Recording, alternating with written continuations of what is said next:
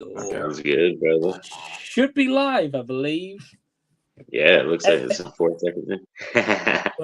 Well, hey everyone. Hope you're doing well. Thanks for joining on Tuesday night live stream. Joined by Norin Radd and Jason, the Old Millennial. How you doing, fellas? Doing very well. Thank you for Right. having us, Mike. Hey, you're welcome. Well, thanks you guys for joining me. It's been a while since we've done like a live stream together, so it's kind of nice to have you guys back.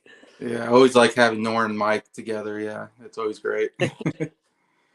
Usually we're talking wrestling or something, but right. Well, definitely. I was just going to say, sorry to interrupt, Jason. I was just going to say, keep an eye on Jason's channel as well, because me and Norin will be joining for like an Oscars kind of the Millennial Awards that'll be coming soon. Yeah, the Old Millennial Awards. Give some good shout outs to movies that weren't nominated today, Yeah, nominations were today, so yeah. Well, very quickly while we're touching on Jason, I mean, obviously I know you did like a live watch along kind of thing earlier. What's your thoughts on the nominations?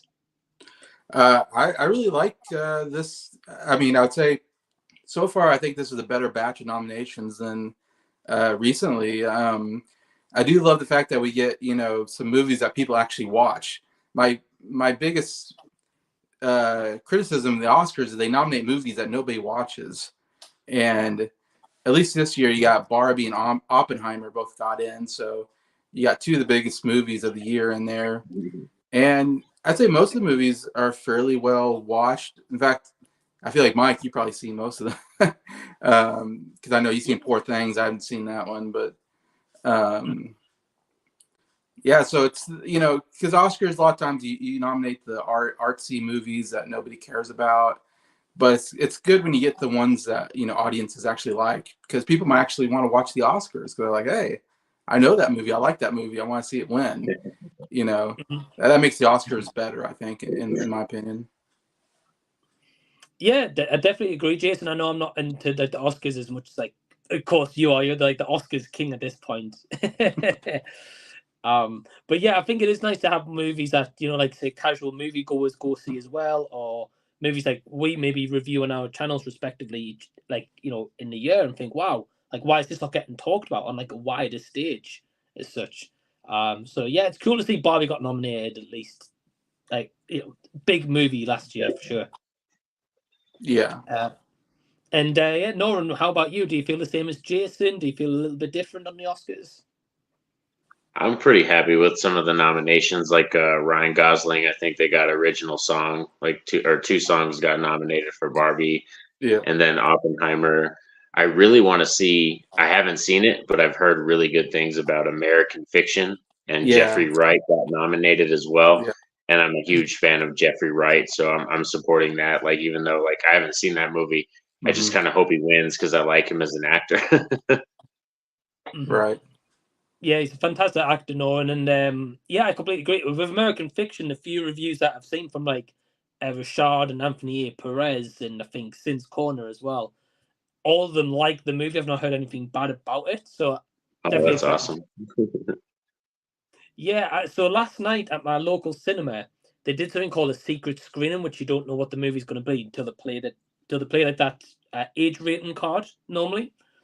But I didn't get a chance to see that, as Emma wanted to go see Mean Girls, the new one, so we went to see that instead. But it was American Fiction. That was the secret screening, so I was a little bit good. I think it's due to come out in general release in the UK in a couple of weeks maximum anyway, so I'll definitely check it out then. That's cool. Yeah. I still have to see the Iron Claw. I haven't even seen the Iron Claw yet. Me either. Still have to see that. Yeah. Same. Yeah. We don't get that until next Friday, and that's like an early screening for us in the UK. Yeah. Okay. But I'm sure it'll be out on streaming before long for you guys in America, I would have thought. Yeah, that's probably what I'll do. I'll probably just VOD it at home. Like I wanted to go to the theaters, but I'll probably just watch it at home. Yeah. That's fair. And did Iron Claw get any Oscar nominations? No, it got totally snubbed. Typical. I don't think Saltburn got a nomination. I can't remember. I have to look. I didn't look at Not that I noticed. I don't think so. Well, I don't think A24 it pretty did. much got snubbed in general. Like, I don't think any A24 projects got nominated this year. Like Past last year. Lives did Past very Lives, yeah. well. Yeah.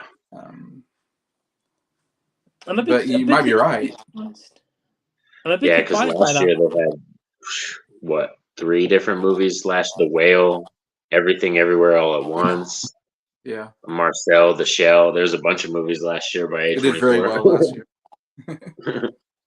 Yeah, I feel like it's a shame though, because as much as I've got a love-hate relationship with A24, I know Norin loves them and stuff, and Jason, I know you're a bit hit and miss on them as well.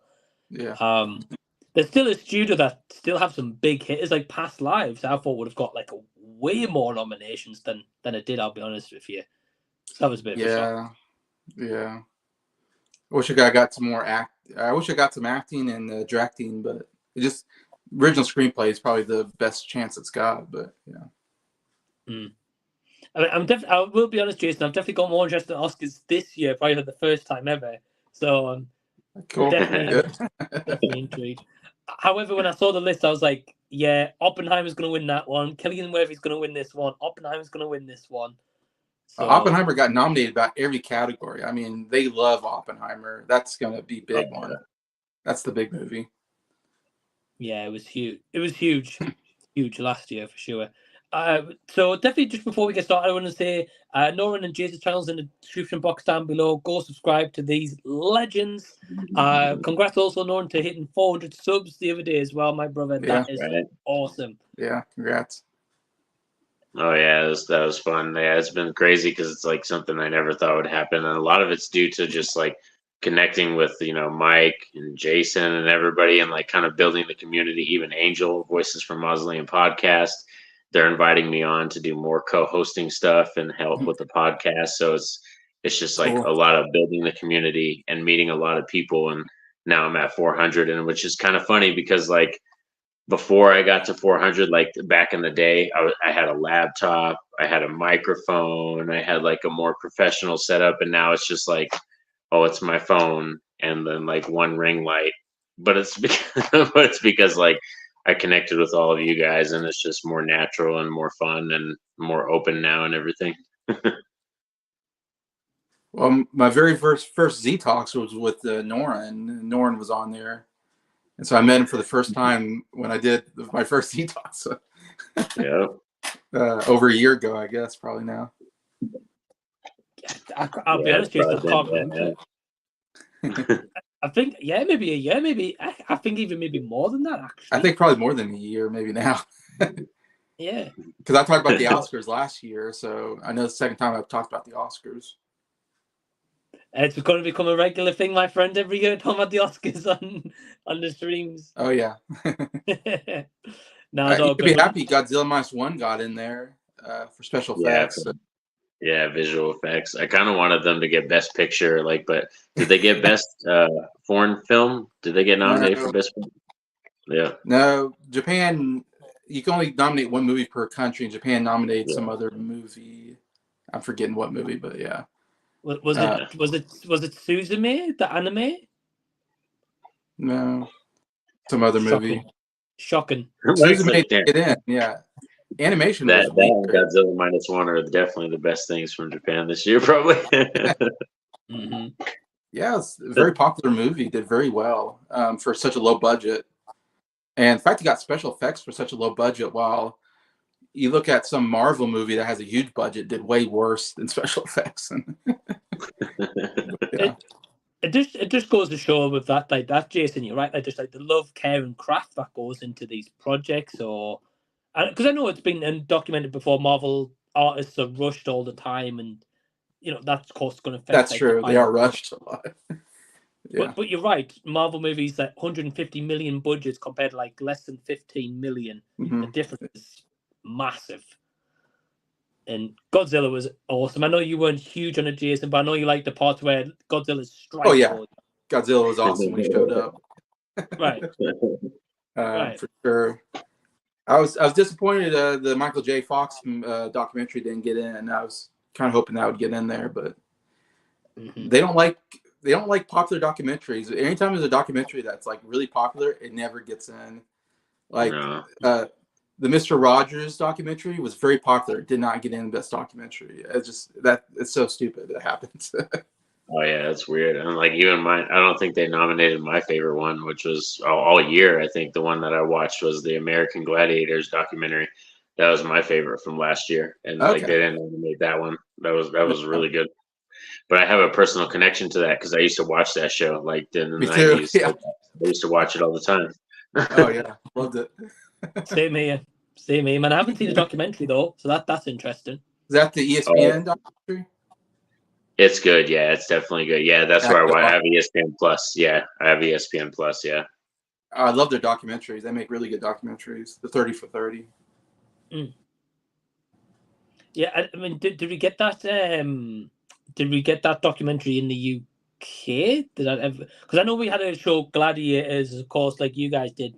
May have been different people, of course. If you did, it'd probably be with Disney Plus because I think most of the ESPN Plus stuff is hooked through Disney Plus because that's Hulu and ESPN are partnered with Disney Plus. Yeah. Sure. I'll have to look out for it though, yeah, because that would be something that I would be really interested in. So I'll check it out. Yeah. But yeah, Jason, I think very quickly touching on the Michael J. Fox documentary, the movie, Michael J. Fox movie, the Still. Like I really enjoyed it as well. I thought it was great. But have you read his autobiography? Yeah. So like for people like me and yourself who's read the autobiography, Norin, have you read Michael J. Fox? I haven't read the autobiography. No. Oh man, great read. Definitely recommend it.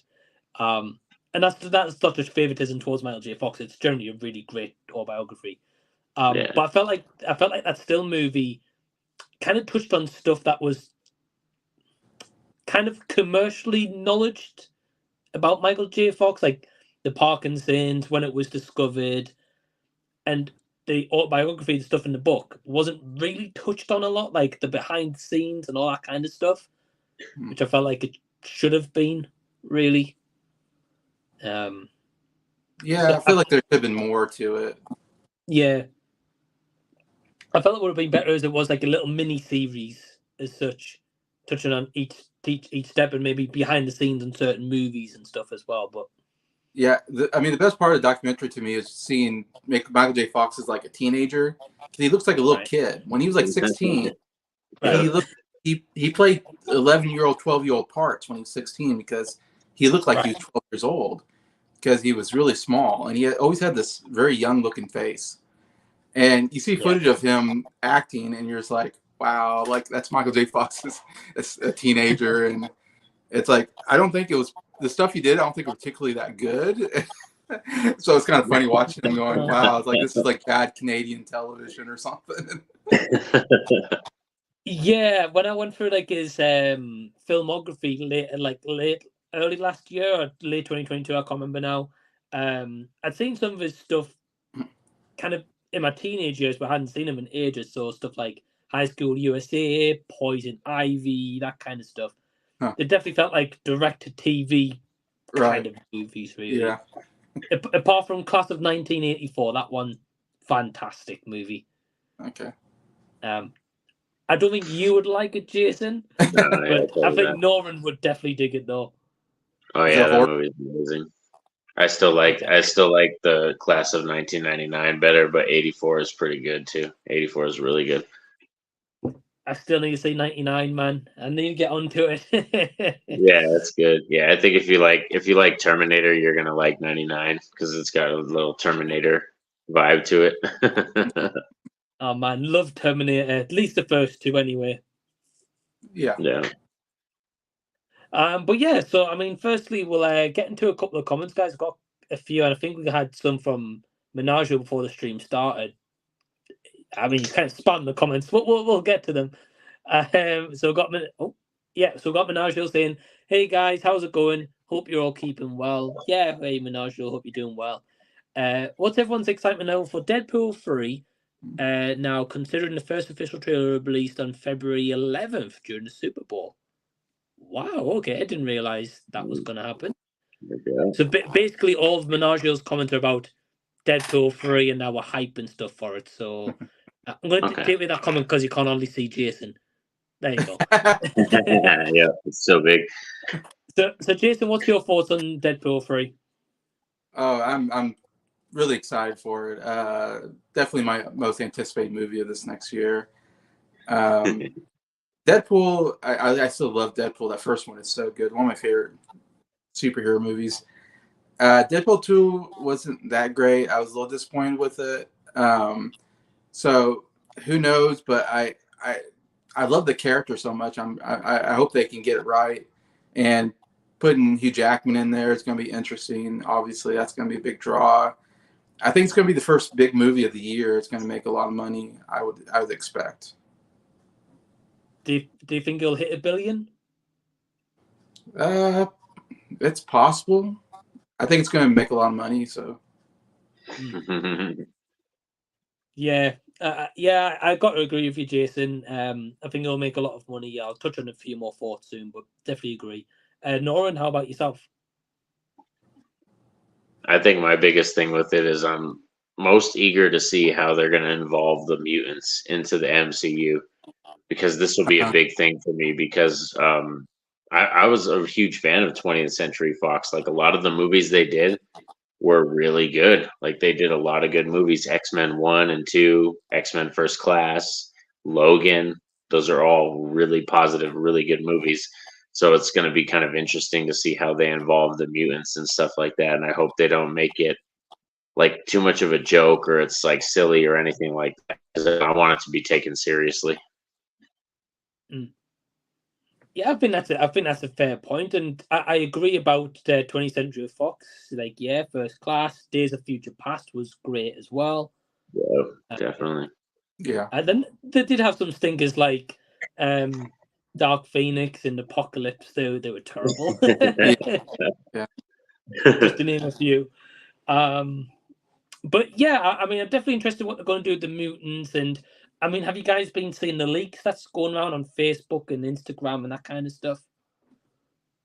I've been kind of staying in the dark, like, too much. I'm kind of deciding whether or not I want to see the trailer. I mean, I'll be watching the Super Bowl, so I might see it. But like, when the trailer pops up, I might be like, oh, like, I'm gonna go grab something from the kitchen, just because I kind of want to maybe stay in the dark with this one.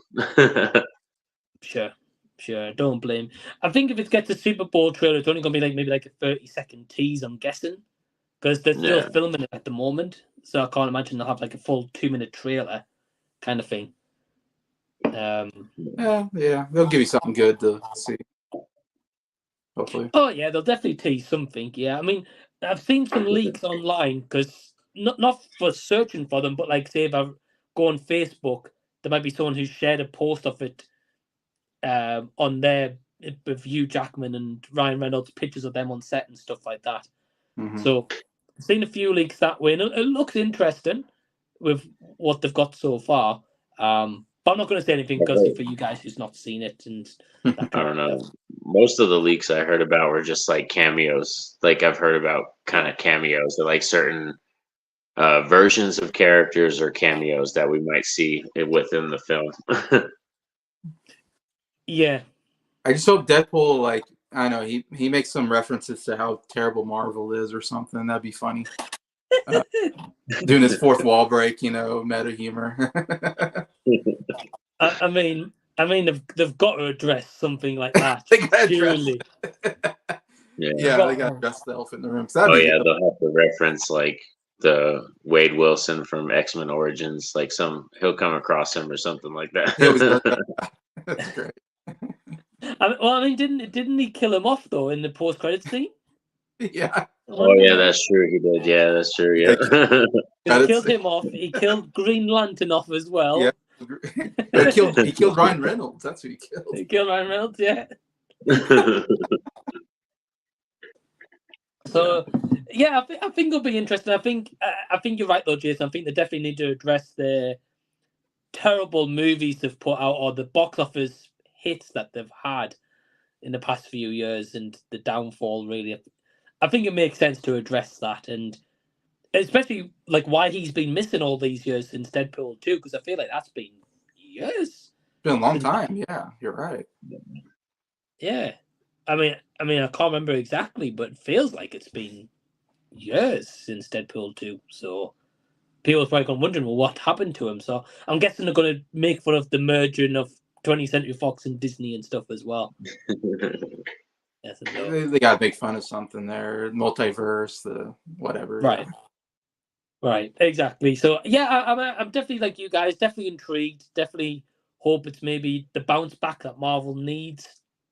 And yeah, Hugh Jackman returning. Definitely excited for Hugh Jackman returning for sure. I think we all are after Logan when that was supposed to be his last time, but yeah, clearly not.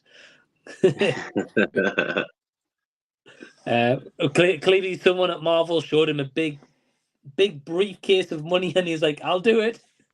I know. Like, have you heard about Scream 7 now? They're trying to get Nev Campbell to come back and Melissa Barrera. So it's like, they're going to get all kinds of money. They're trying to get Melissa Barrera back? Yeah, I heard some of her people and them actually agreed to meetings with Spyglass. So I was like, damn, like if she does, she better get boatloads of money because she has a new horror movie coming out too that looks actually like really good. Yeah, I think I heard about that. Yeah, there was a trailer for it, right? But I haven't seen the trailer though. Is it Martha? Yeah. Is that the one? Oh, I think so. Yeah, like I saw the trailer for like a little bit, and then I was like, yeah, I saw people talking about it on like one of the like YouTube channels I saw, and I was like, yeah, I'm down to see it but then I heard like a couple days ago that yes, her people and Spyglass were actually agreeing to meeting and everything. That's so stupid, man. like I don't know what it is. Like, for example, Melissa Barrera got fired for her views on whatever. We're not here to mention it really, but she got fired for just voicing her views on something. So if now they want her back, I don't know why she would go ahead and try to do meetings with them. She should just be like, "No, you fired me. Get lost," Yeah, I know. I don't know. It's depends. I guess maybe if she really does possibly care about the fans and the character they created that much, that might be why she wants to come back. I can see, or like maybe it is just money reasons. Because if she does agree to come back, she's gonna get boatloads of money for real. She's gonna get like a massive paycheck for real. But I don't know. And some other people said that they should just rewrite the whole thing and just start a new timeline and act like Dewey never died and all that and everything. Okay. Yeah, I agree. I think it should just be a new timeline because if Melissa Barrera comes back, I can guarantee Jenna Ortega's not going to come back. So no, Jenna yeah, Ortega is a huge Beetlejuice too. Yep. Right, but she's a huge part of the Scream 5 and 6 storyline. So it kind of make no sense, like why she wouldn't, like how would they acknowledge that? Yeah, she'd probably have to be. Yeah, it would have to be like she went off and did something else. Like maybe her and Chad hook up and she went overseas, or maybe her and Chad go off and they go do their own thing, and it's just about Melissa and some of the other people. Man, Jason, have you seen Scream 5 and 6? I haven't seen any Scream movie, no. Well, Dang. don't watch 5 and 6. Don't watch 5 and 6. No. If you're gonna watch them, watch the first 4 and stop there. That's my advice. Especially this mess they've got going on at the moment. I don't know. We'll get into that though. I'm definitely intrigued to hear more. But we've also got the viewer Drew in the house. Hey, Drew. So I got Daniel Berry Sports Highlights saying, "Yo, hey Daniel, hope you're well, my friend." Yo. Also got Josh for Lens. Hey Josh, hope you're well. He says, "Hope you're all well. Rewatched Oppenheimer today, and darn, it's so good. 3 hours felt like 2 for me. Such a breeze." Well, Norin, have you seen Oppenheimer? That's probably like the biggest one out of all the movies that got nominated. That's probably the biggest one I haven't seen yet. Like I went to see Barbie instead of that one. I didn't see Oppenheimer yet. That's fair, Norin. Yeah, gotta see that one, Norin. Yeah, I've heard really good things, and plus it has to do with a lot of like history with dealing with New Mexico too, because a lot of the bomb testing, a lot of that stuff happened out here and everything. So it's really prominent with the history of the state that I live in and all that. But it's just one that I didn't choose to go see. They built a whole town out there. Is that something in New Mexico that you can go see, or? Yeah, they have like whole areas. Well, a lot of the testing happened in White Sands, New Mexico, but then they have a lot of it just like different areas you can tour and all that kind of stuff. Because yeah, it's a big deal out here. So that's why I'm like, yeah, it's just probably the biggest movie out of the movies that came out last year. It's probably the biggest one that I haven't seen yet. Right. That's pretty cool though. That you've got like maybe the sets and you can do tours and stuff out there. That's awesome. Oh yeah, we could definitely, if we go out there, definitely for sure. I've been to White Sands before when I was little, but I'd have to take my kids. I've never been with my wife or my kids. Like when last time I went was with me and my mom when I was like 14. I was like 14 or 13 when we went. And they actually shot I forgot what it was, the second Transformers movie out there. Michael Bay and them did some of the action scenes over there. Yeah. Is there like a lot of desert out there or something? Yeah, it's basically like it's white sands, but think of it as like really soft, fine sand, and it's not like, coarse, like rough sand. It's very soft, and they actually give you like these special little discs that you can surf on and you can slide down on and everything like that, take pictures and all that kind of stuff and everything, so it's really cool. Yeah. I went down to New Mexico once, and I was like in Las Vegas, New Mexico, and then Santa Fe, Mexico. Yeah. And it's like you're in the Wild West. I mean, they shoot a lot of Wild West movies down there because it just has this natural look of a Western.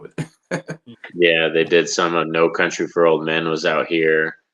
They shoot Better Call Saul out here and Breaking Bad. Those entire shows are shot out here and stuff like that. So a lot of those sets I can tour and stuff. Like I did a video where I went to the Breaking Bad store and I toured the store in Albuquerque and I showed off the store, and we got signatures and everything from some of the people that were in it and stuff like that, which is kind of funny because my kids are actually bigger fans of the show than me, which it's a very adult grown up show. But my kids, like my daughters love the show, and I'm like, I'm okay with it, but like my daughters love it. They're like, they've seen every episode. They know all the people's names and everything. It's crazy.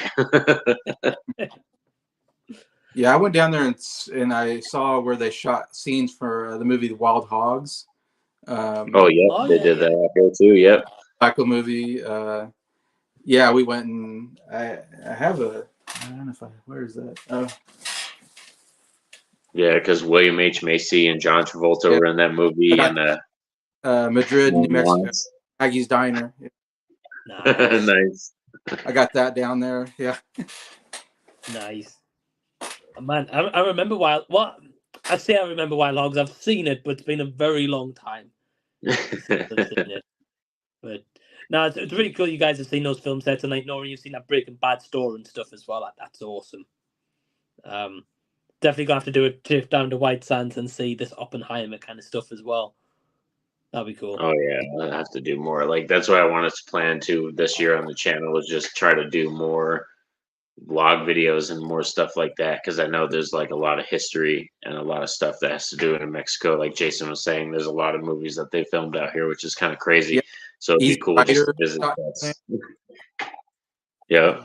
There's a bunch of stuff. I remember I looked it up one time. It's like New Mexico, you wouldn't know, but I mean that's the place to go if you want like an old Western look.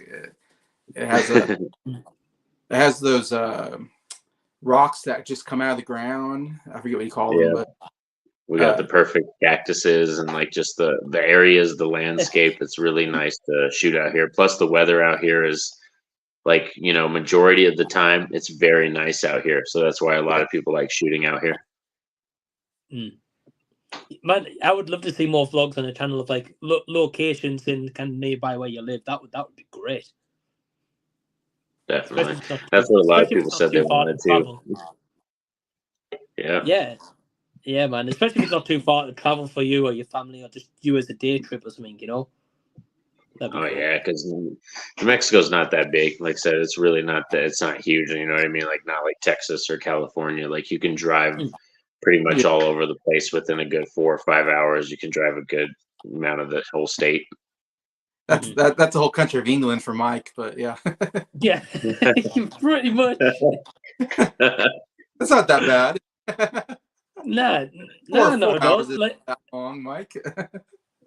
Well, this is the thing. Like where I live, I'm kind of like 4 or 5 hours worst case scenario towards like Scotland or 4 or 5 hours to London, like either way. So I'm like in the middle, kind of both.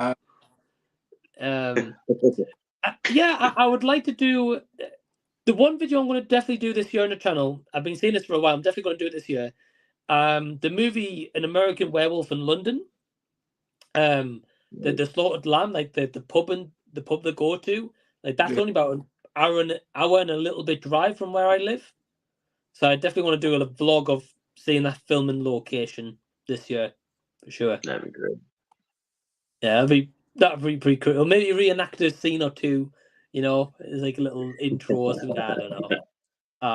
But yeah, definitely want to do that this year. We've got an interesting comment from, well, very quickly, just to touch on Josh's last piece here. So me and Jason have seen Oppenheimer. I think we both thought it was a good movie, but I don't know. I'll be honest, Jason. I'm not in a rush to rewatch it personally. Me either. No. No. It's a bit too long, but yeah, I agree. And I think compared to like Christopher Nolan's like full filmography, there's movies of his I much prefer to watch time and time again. Dark Knight trilogy and Inception being some great ones. Yeah, definitely. But I'm glad you enjoyed it though, Josh. We've got an interesting question from Ryan Swales here, which I think is going to be a good one. He says, I don't know if you any wrestling fans, but have you heard WWE are going to Netflix? Yes, I did. I'm very happy to hear that. And has anyone seen The Marine with John Cena? Well, we'll touch on the WWE Netflix first. Yeah, this was announced today, I believe. Yeah. Coming January 2025. Not in America. It's a little while from now. Now, correct me if I'm wrong. I don't know what's happening with America. I don't know if it's been on Netflix in America, but I know it's definitely coming to Netflix UK and starting next year, and Latin America and stuff. It looks like Raw is coming to Netflix. Okay. Yeah, just specifically that show, which I'm kind of curious because right now all of their content's on Peacock. That's where you can watch it. But like if it's like Raw or SmackDown, they're usually like a couple weeks behind. You have to wait for them to like edit the videos and then put them on and upload them and stuff. But yeah, so I don't know. We'll see how that comes out. I wonder if it means like just when it's live, like instead of being on the USA channel, like is it going to be on Netflix live? That's where you go to watch Raw. Is that what? That's how I was understanding it. Yeah. So yeah, this is the interesting thing. So I'm guessing it's going to be live on Netflix. I think Netflix have done some live events before, but not many. I don't think. But I'm guessing, obviously, for you guys who watch it live in America, like you get about 15 minutes and you get like a commercial break. Yeah. I'm guessing, I don't know if Netflix will just show ads maybe in the UK, like for Netflix ads, like in the paid, so like the lower tier paid subscription thing you can get here, like you can get where you watch movies but you get ads. So I'm guessing they might do something similar, but I don't know if we get. Sorry, Norin, go on. Oh, it's like they might do that because with Peacock, it's always like WWE kind of commercials. Like it's like advertisements for their attire shop or something like that, or like a new show they did or something, or anything like that kind of stuff, or a new documentary. That's the kind of stuff they advertise when you watch it. Mm-hmm. Yeah. I mean that would make sense. Advertise their product, like maybe the wrestling figures and all that kind of stuff. Really. I'm not sure if it's just Monday Night Raw that's coming to Netflix in the UK, or we're getting all of it. I'm not too sure. You guys are getting all of it, I think. Okay, so that's quite interesting, though, because obviously they have the WWE Network as well, though. So I mean, once it's live on Netflix, are they going to keep that episode of Raw for a certain amount of time, then it disappears and just goes onto the network, or they're going to have it as like a permanent playback fixture? You can watch it any time once it's been live. It's an interesting development, a big deal for WWE as well, and I think Netflix probably get more people subscribing to their service for this, so makes sense. That might be why they did it too. It's like a big reason is just because they knew WWE was going to be such a big draw. They pull in a lot of people. Yeah, and the WWE in the last year, I think had like a record-breaking year and made like hits and kind of had maximum sales and all that kind of stuff. So Netflix will expand the audience, I guess. Yeah.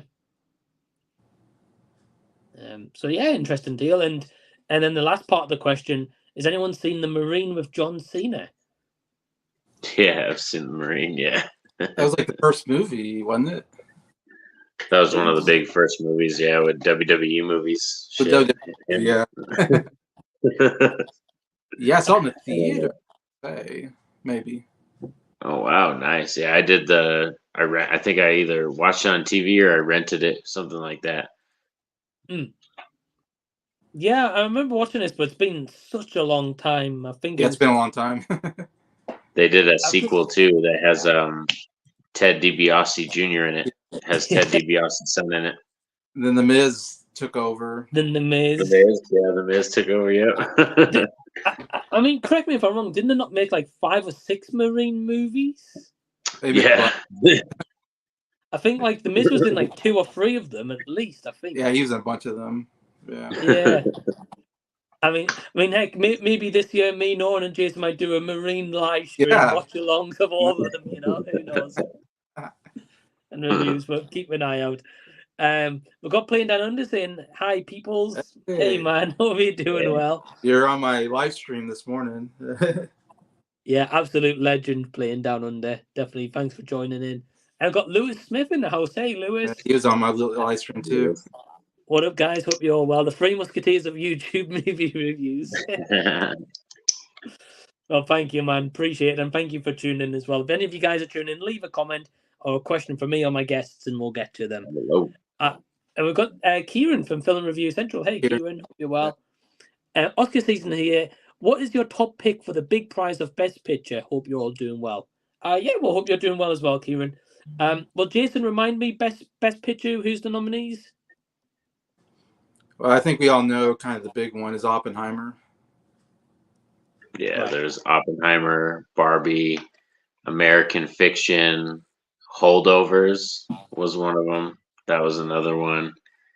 Trying to remember some of the other ones.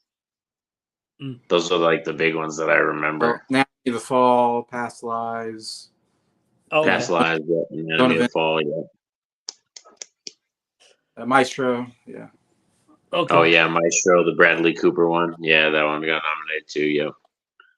I think out of that list, the ones that I've seen for Best Picture, personally, I'd probably go Past Lives, just because it is beautifully shot and it's. Yeah, that'd be great. It's so well done. It's so well done, whether it's the scenes in like Korea or it's the scenes in America or in like the apartment, whatever. I think it's beautifully done.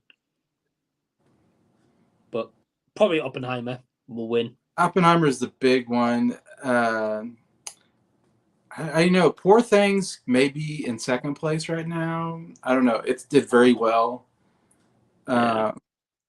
Barbie, I don't know. Barbie's popular, but I don't think it didn't get Best Director or Best Actress, so it missed out on some big ones. Yeah. You know, Kill the Flower Moon maybe is up there, is one of the big ones. Oppenheimer is really I can't think of anything going to beat it, really, to be honest. I think that's really the big one. See, this is the thing. So I've seen Poor Things. I know you guys, I don't think have seen that movie yet, right? No. Not yet, No. I mean, you've probably seen the trailer probably at this point. Yeah.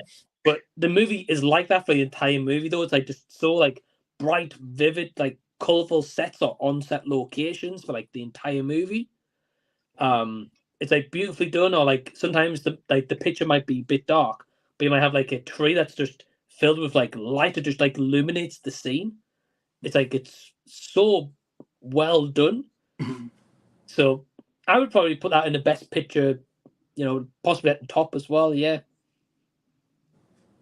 And I think, Jason, you will hate that movie. I'm just going to give you a yeah. Sure, I will. Yeah, I kind of have a feeling. But I think you'll dig it, though. I'll probably like it. I want to see, because I've seen this, but I know I don't think you have, Mike, is Frankenhooker. Have you ever seen Frankenhooker? No. I've never seen it. I've heard of it. But You've heard of it?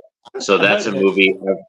I've had a lot of people that are horror fans, horror community people, told me they're like, Poor Things is basically the modern day Frankenhooker. That's literally what it is. Wow. So I kind of want to see you watch that movie and then tell me what you think of it, if you think the same thing. Yeah, definitely. I mean, I've heard of it, but knowing it's like kind of like the modern day Poor Things, yeah, I'm definitely interested to see if they've ripped a lot off that to get Poor Things. Yeah, I feel like that's more like a sleazy B movie, but Yeah, Frankenhooker's a sleazy B movie. Yeah, it's very cheesy and stuff, and like a wife who dies and the husband's like, I can't let go, wants to keep the wife and just kind of starts collecting hookers' body parts and making the perfect woman and brings his wife back to life. I'm intrigued. Yeah, I mean, I say I've heard of Frankenhooker, just never seen it though. But yeah, definitely be down to check it out though. Yeah, for sure. It's a fun movie. Yeah, it's definitely a fun movie. Like for sure. Like it's one of those movies you'll never forget after you watch it at least once. oh man, I bet.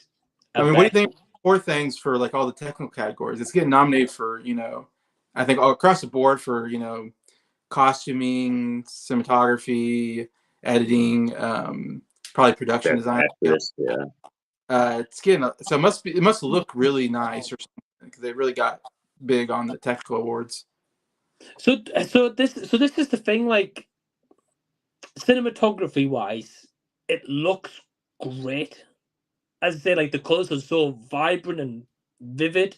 Like those shots you see in the trailers, that's how the whole movie kind of looks, even in the black and white scenes. Cool.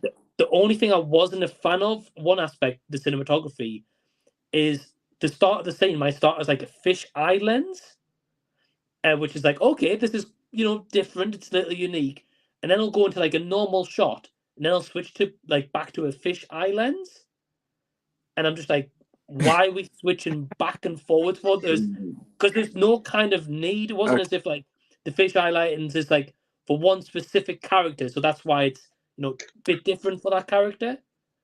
It just decides to go back into that lens, and I just kind of think it's more for like an artsy reason than an actual adding to the scene reason to do it. Man, this isn't going to be Blonde, is it? I mean, I think. I mean, I will admit, I think the movie is a little bit over sexualized and doesn't need to be in certain. Like, don't get me wrong. There's some scenes where obviously it involves sex and like the parts where like the nudity, like those parts, you're like, right, okay, yeah, it makes sense to have that. But then there's parts where, like, say for example, Emma Stone, when she gets her kit off. And it's like, you could have maybe covered that up, didn't really need to be there. Mm-hmm. Anyway, don't get me wrong, it was great, but we didn't really need it. It was, so yeah, so I think in elements, it's tough to talk about to you guys without spoiling the movie, and I don't want to spoil it for you. So I'm going to shut up on Poor Things. I think it's almost kind of too weird. It's a little too avant-garde and too weird to spoil, though. You know what I mean? Because it's such a unique movie. Like, even if you kind of told us some things, it would still be like we'd still, get something out of it. I mean, like from what I've told you guys, it's like basically nothing of the plot really or anything like that at all. Yeah. So I'd like to try to keep it as vague as I possibly can. Josh is saying, I wish Charles Melton was nominated, but they didn't like May December. Past Lives didn't get enough love. Yeah, I really like Charles Melton from Riverdale anyway when I watched that. So I've heard he's great in May December, but I've not seen it. I think May December got one nomination for screenplay. I think that's all it got in. Didn't get any love for the acting, and Past Lives, it didn't get a lot of nominations. It kind of was one of the lower Best Picture nominees.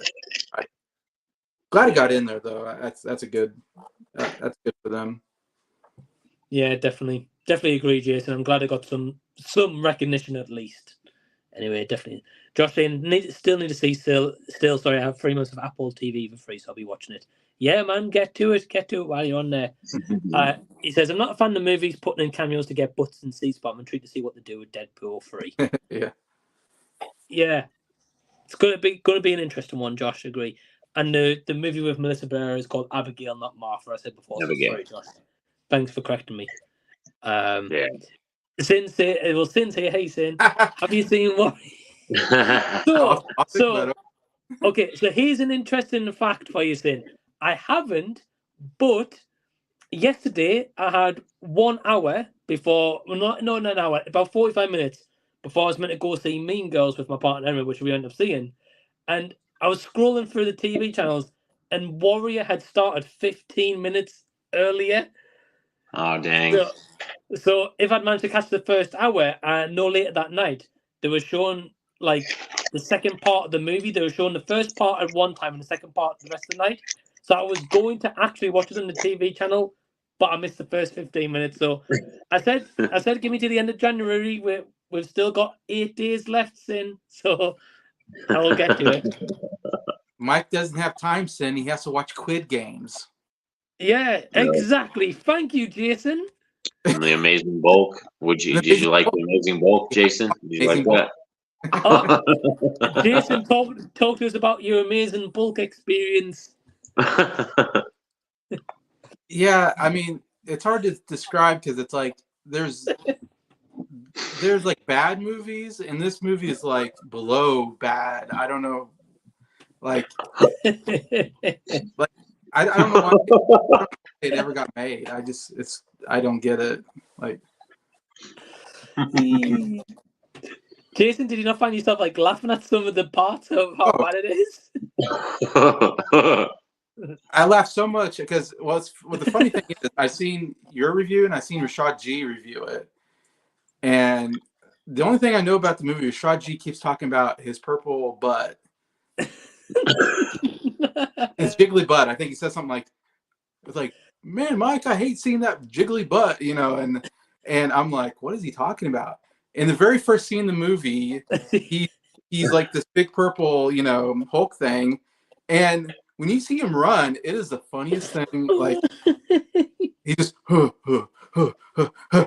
it's like it takes forever, and and he's naked, like he doesn't wear any clothes, like unlike the Hulk who wears, you know, shorts or something. He's like naked from behind. So yeah, you do see him naked from behind this big purple blob thing, and you're like, what the heck is it? This is like the very beginning of the movie too. You get it. I was like, that is the worst thing I've ever seen. It is awful. I mean, oh man, Norin, after this, man, because I know you guys are only on for like the first hour. I know you guys have to go. But Norin, after this, go on YouTube, type in the Amazing Bulk. The full film's on there, and watch the first 5 minutes alone. I'll have to come in and watch that because I watched. I'll have to watch that one for sure because I told you I did Zombies too. I ended up watching Zombies too, but I'll have to watch the Amazing Bulk for sure. Man, Zombies in comparison to Amazing Bulk should be nominated for Best Picture at the Oscars. I mean, you saw Cocaine Shark, I think, didn't you? I saw that one. Yeah, it's like that level bad. I don't know. It's just. Oh, Jason, I would say it's worse than worse. That. Yeah, maybe. Yeah. Did you watch Zombievers yet? Did you get a chance to check that out? No, I put it down for my October watch. I'm gonna watch in October. Okay, nice. Yeah. Yeah. Oh man, Jason, I can't wait to see your full review for the Amazing Bulk. Yeah, it's hard to describe. It's like I can't even call it a movie. I hate calling it a movie. It's just I don't know what to call it. A fan film, I guess. It's like a green screen experiment, really. I mean, I could make a movie like that. You know, it's like, who? Why do it? I don't know. It's just... Oh man, Amazing Bulk is a classic. Josh. Oh man. Oh man, it's not. Playing Down Under said he's gonna have to watch it now. Don't do it. They say the first 5 minutes is enough, and that's it. The Amazing Bulk was the biggest big Oscar for special effects. For special effects. Oh man, if you've seen this movie, you know how bad it is. Yeah. Oh man, I might have to do an Amazing Bulk watch along. I think. I mean, get Jason back on and do a watch along as well, Yeah. and drag some other suckers into that watch along. Well, the funny thing is the main actress is actually not bad, and I looked her up, and she's a professional actress. She does TV shows, movies.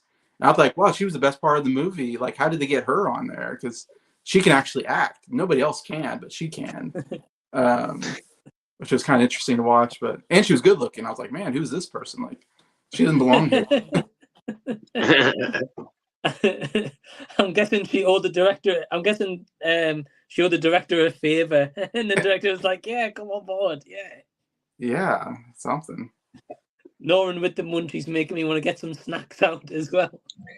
Yeah, I have some of my Ritz, those Ritz cheese crackers, you know, the sandwich ones. Oh, nice. Love those. Nice. Great pick. Okay, we've got a comment here from Ryan. He says, is anyone bothered about Mortal Kombat 2? The first one is such a disappointment. It could have been so much better. Some cool parts, but a letdown. Okay. Yeah, Norin, what do you think?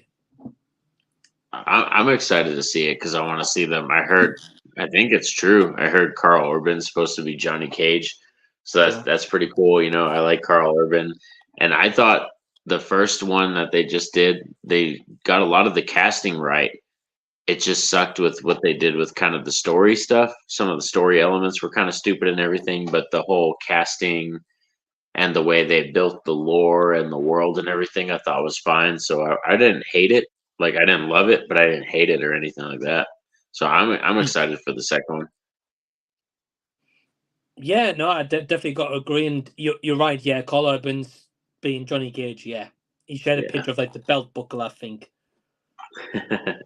So, but it'll be interesting. And at least like this movie, they could have focused on the tournament and more fights than the first one, building the lore and the story.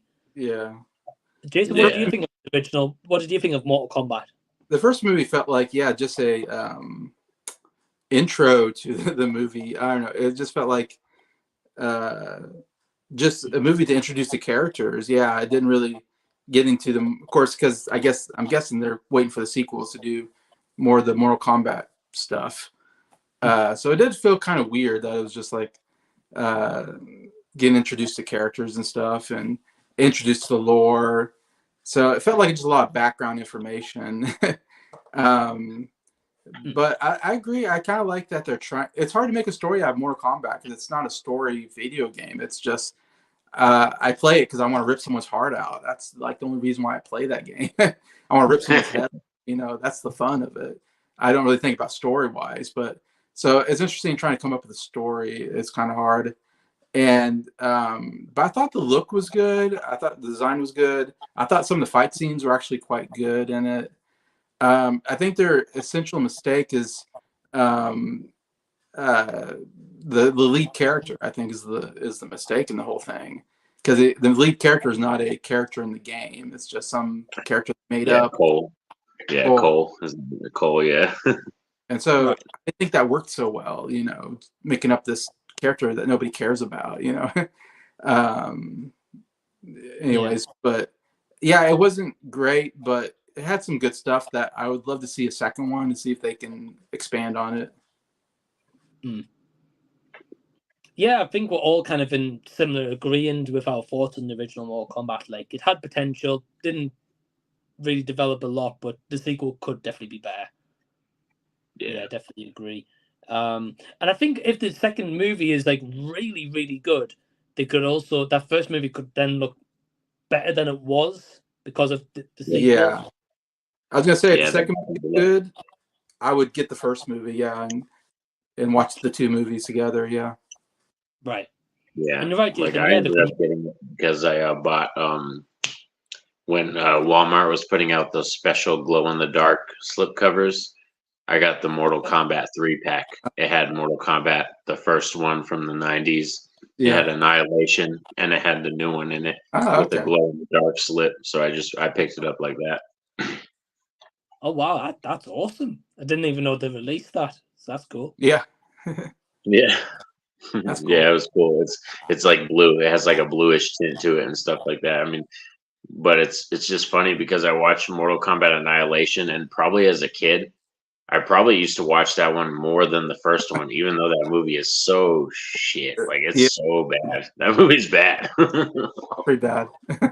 Man. I've still never seen the original Mortal Kombat or Annihilation, so I need to put myself through those. You got to, man. Like that, you might actually like the new one better because you don't have like a nostalgia tie to that original one. But that's why I like the '90s one better, is because just the cast, the feel of it, the theme song, like the intro theme song and the first title card sequence. It's like, we know Scott always does the theme song. Yeah, Scott does. He does. But no, like, I would love to watch the original. Like, I love like the Power Rangers back in the '90s and the movie and stuff like that. So I definitely want to check it out.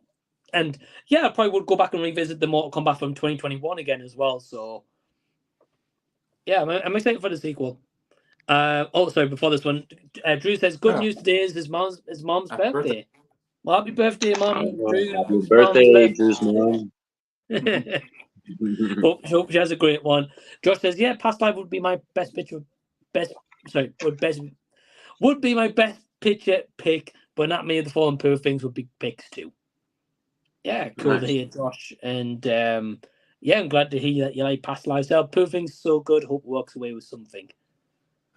Yeah, I'm sure. I don't doubt that I won't, to be honest, with the recent ceremonies that's happened and Emma Stone's won. So Emma Stone's doing very well, and yeah, I'm sure pick up a technical category somewhere. Yeah, they might get like costume. I could see them getting costume design or something like that. Yeah, definitely. Good shout, Norin. A man called Otto has to win. I still haven't seen that movie. That was last year's, Tom Hanks, right? Tom Hanks. Mm-hmm. Yeah, I really enjoyed that movie. No, it didn't get any Oscar noms. No. Poor Things is one of the best shot movies of the last 10 years. They put a lens made for a 16mm camera and put it on an existing lens to give it the fisheye look. I loved it. Okay. That's cool. As I say, in some scenes, it's cool when it started off like that. It's different. But again, just go to a normal picture and go back to it. It's just a bit stupid decision-making, personally. But I'm glad you like it, though, Josh. Sin, I'm going to repurpose my Warrior movie review from my original channel just for you. Sin, I'm going to watch it, okay? I've got until the rest of January. All right, so I've got time. Let's have a look. I wish they nominated Amazing Bulk for supporting actor. Or an actor. Oh man. Since in Jason being all savage talking about ripping heads off and man. When I had a Super Nintendo and I got Mortal Kombat 2. Oh man, we just loved playing it. Yeah, he chopped people's heads off and all this stuff. Yeah, it's brutal, but it's like that's when violence started getting video games started getting pretty violent at that point. And violence like that before, and it's like, oh my god, like he just ripped that guy's head off. Oh, it was fun. I mean, as a guy, you love violence, I think. At least I do. I don't like violence in real life, but in movies, video games, love violence. Right.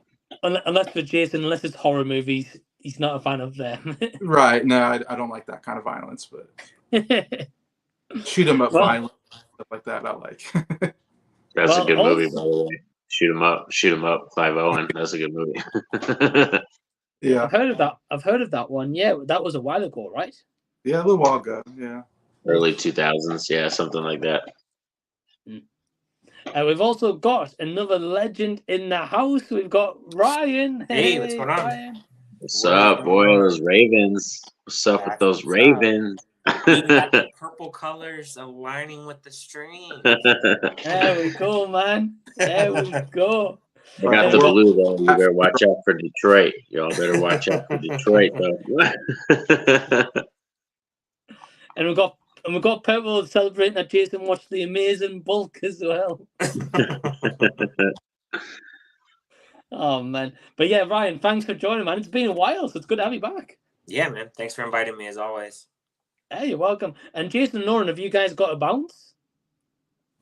I got about like another half hour, and then I got to get the kids like another 30 minutes or so. Yeah, I can be on for another 30 minutes. Yeah. Cool. Awesome. Well, well, firstly, go subscribe to Ryan's channel down below in the description box, RavensOsFan89. Recently did a live stream, Ryan, where you explain the name change and all that kind of good stuff as well. Yep. So people are going to catch up on that. So yeah, Ryan, I know before this you went to see a movie, right? Yes. And how was it? I liked it. Cool. I don't think it's going to be for everyone, but I like that it wasn't. I mean, I think like the ending was predictable. Like you kind of know in a rom-com like what's going to happen, like Yeah.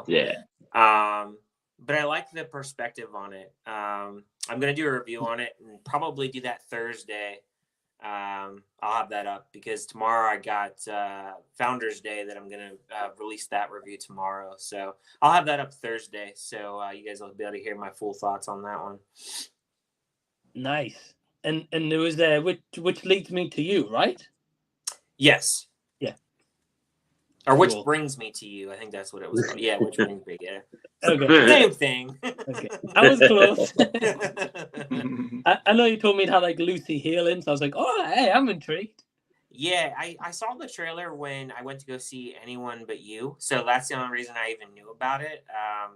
Otherwise, like, I mean, I do look at like this website that I use and look at like all the small movies that are coming out and, just, whatever's coming out. And then if like a theater gets it or something, like I'll go check it out. So it happened to be by my house for once, which was a surprise. Yeah, it's gonna say it's nice because you always have to travel to go see movies instead of once. Well, yeah, that's why like a lot of times on Thursdays when I'm up in the other town working, I'll just double up and see movies then because like the theater's right there by my work. So that's why a lot of times I see a lot of movies because I'll just double up. I mean, it makes sense when you're traveling. Yeah, it makes sense. I mean, Norin, what's the next movie you're going to check out in cinemas, do you think? Oh, I don't know, man. Like, that's a good question for real. Like, I haven't even talked to my wife about that because I know we got Valentine's Day coming up. But we kind of got like, not like, like softcore got into it. It wasn't like an argument, but like softcore got into it about like how I'm always like when we want to hang out, like all I suggest about is want to watch movies. So I'm like, I can't really suggest to do that anymore. We have to go out to eat. We have to do other stuff. So I'm pretty sure for Valentine's Day, we're going to do like bowling or, hanging out, something else instead of watching movies. So I don't really know what my next theater watch is going to be, to be honest. That's what I do. I watch movies. Yeah, I was going to say like February looks bad. Like February looks really bad. There's not much coming out. The only thing in February that I want to see personally is One Love, which is the biopic for Bob Marley. I think that comes out February 13th or 14th. Yeah, I'm gonna go I want to see that personally, but I don't know if she would be into that. Well, Jason, Norin, so you know what you want to do? You want to recommend to your wife, be like, hey, we'll go out for a lovely meal. And then she doesn't realize the cinema's next door. Oh, honey, wait, there's a cinema. Hey, we'll go and see a movie. There's a movie show in the next hour. No, they're like, oh, yeah. Guess what shows up? Well, we've got an interesting. We've got quite a few comments to get back on, but this is an interesting comment from Ryan. He says, "What do you think the story could be for John Wick 5? I hope they kill his newest dog to set up another 500 movies." No. No more dog killing. Oh man. What, John Wick 10? Like Liam Neeson? And his 10 movies. He'll be 70 years old, yeah. Oh man.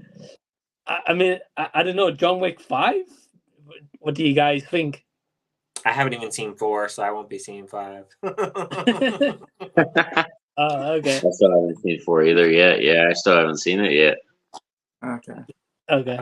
Jason's review, I think, sealed that for me because so he was talking about how I'm serious. He literally said, "Oh yeah, there's so many like over the top things happen, and like he should die a million times." I'm like, nope, I'm not watching that. I'm good. Yeah. It's very true, Ryan. Yeah. And for Very 3 hours, true. nah, I'm not that big of a fan on it. Yeah, I kind of want to see him do other stuff. Like I think, like I heard rumors about Constantine 2. I've heard some rumors about him being in Star Wars. That Keanu Reeves wants to be in Star Wars and be a Sith character and stuff. So I've heard some rumors. Oh, wow. I kind of just want him to do other stuff. Yeah. Let's see John Wick in Star Wars. That'd be awesome. Yeah, that'd be cool. I think he could do it, like for real. Like seeing Keanu be like a Sith Lord or like a Sith villain, that'd be kind of sick. Oh, Yeah. Well, actually, I think he'd be quite good at that because he doesn't have much dialogue, so at least he'd be a bit more menacing. Wow.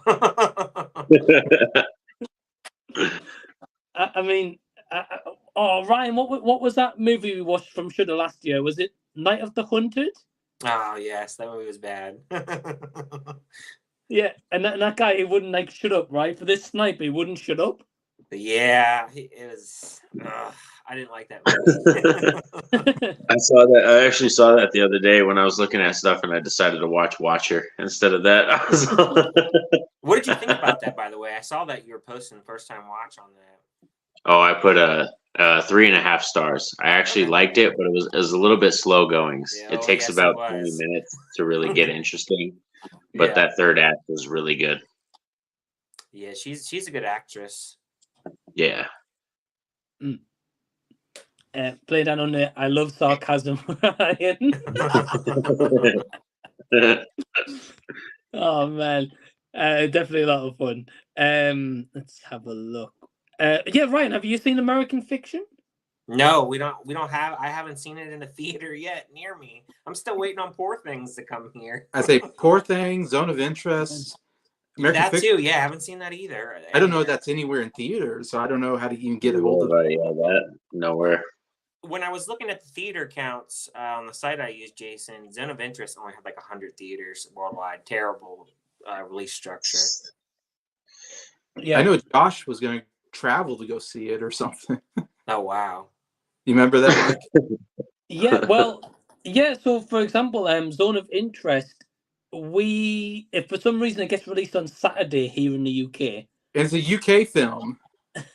Right, and it's got one showing per day, and it's at like nearly 8 o'clock at night every day. Seriously, don't even bother putting in theaters at that point. I don't understand sometimes with these companies. I don't get it.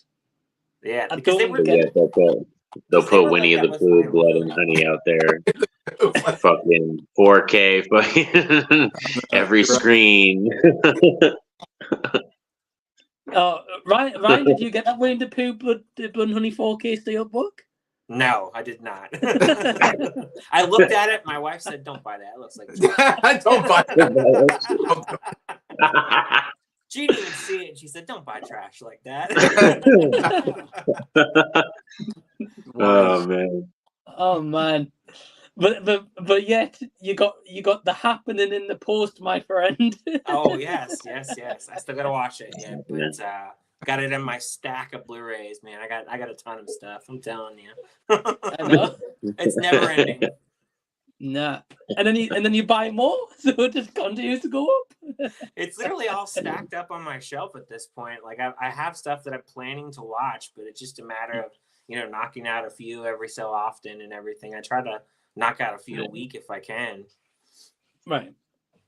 Yeah, I know you've been catching up on like some of your your list and stuff to watch. So yeah, and then you should get like bulk letterbox reviews from you, being like, yeah, what's this? Yeah, dude. And like what happens is sometimes they'll pile up so much and I'm like, man, I don't want to write like a whole ton thing on this. I'm just gonna say it's 3 stars or whatever it is, you know what I mean? Because it's just man, I to sit down and write everything about every single one, it's just like oof, too much. Yeah, I get that completely. I tried to narrow it down a little bit as well. Yeah. You're not alone, man. Josh saying Indiana Jones and Dial of Destiny getting a score nomination is a sin. Obligatory John Williams. Oh wow. That's the worst movie that got nominated. Yeah, dude, like I can't believe that. But John Williams, he's got like 50 some nominations. That's insane. He gets nominated, and he's like 95 years old. I mean, that's crazy. It's incredible what he's done. I mean, no one's gonna top what he's done. Do you think he'll win it, Jason? Oppenheimer, I think, is gonna win that one, but no, it's not gonna win. I mean, he can't win for that. No, not Dial of Destiny. It won't come up. Yeah. No, I mean, because it would literally just be to pander to John Williams and just so they could put it on the Blu-ray or the DVD, like when it comes out. Best score nominated, or one winner. It's like every Star Wars movie gets nominated. I don't think every Star Wars needs to get nominated for score, but no, nah, definitely not. Definitely not.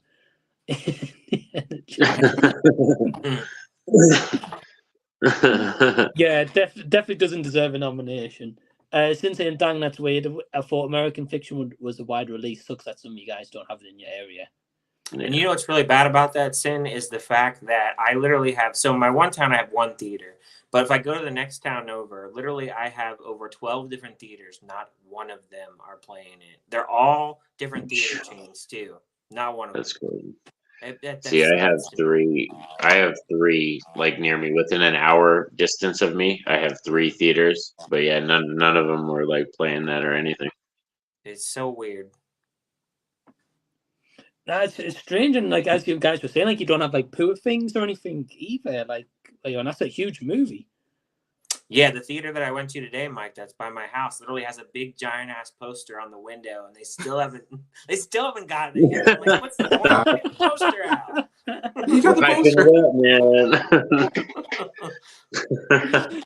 It's like showing the poster, and people are like, "Oh, go see Poor Things today." Yeah, we're not showing it, but it's a nice poster. Yeah, I've been checking. I don't know. Maybe it'll come out randomly, like this weekend or something. I mean, I wonder. That's usually what happens. Yeah. Ryan, I think the closest you get to Poor Things is asking them to take that poster home. And seriously. It's so bad, though. That's terrible. Yeah, I don't get it. No, I feel like we get nothing in Kansas. I don't know. We're like the last ones to get movies. It feels like they come out on the East and West Coast, and then they come into the middle or something. I don't know. But Winnie the Pooh, Blood and Honey, Jason, that will be showing there straight away. First release. Probably, yeah. Oh, yeah. The sequel comes out.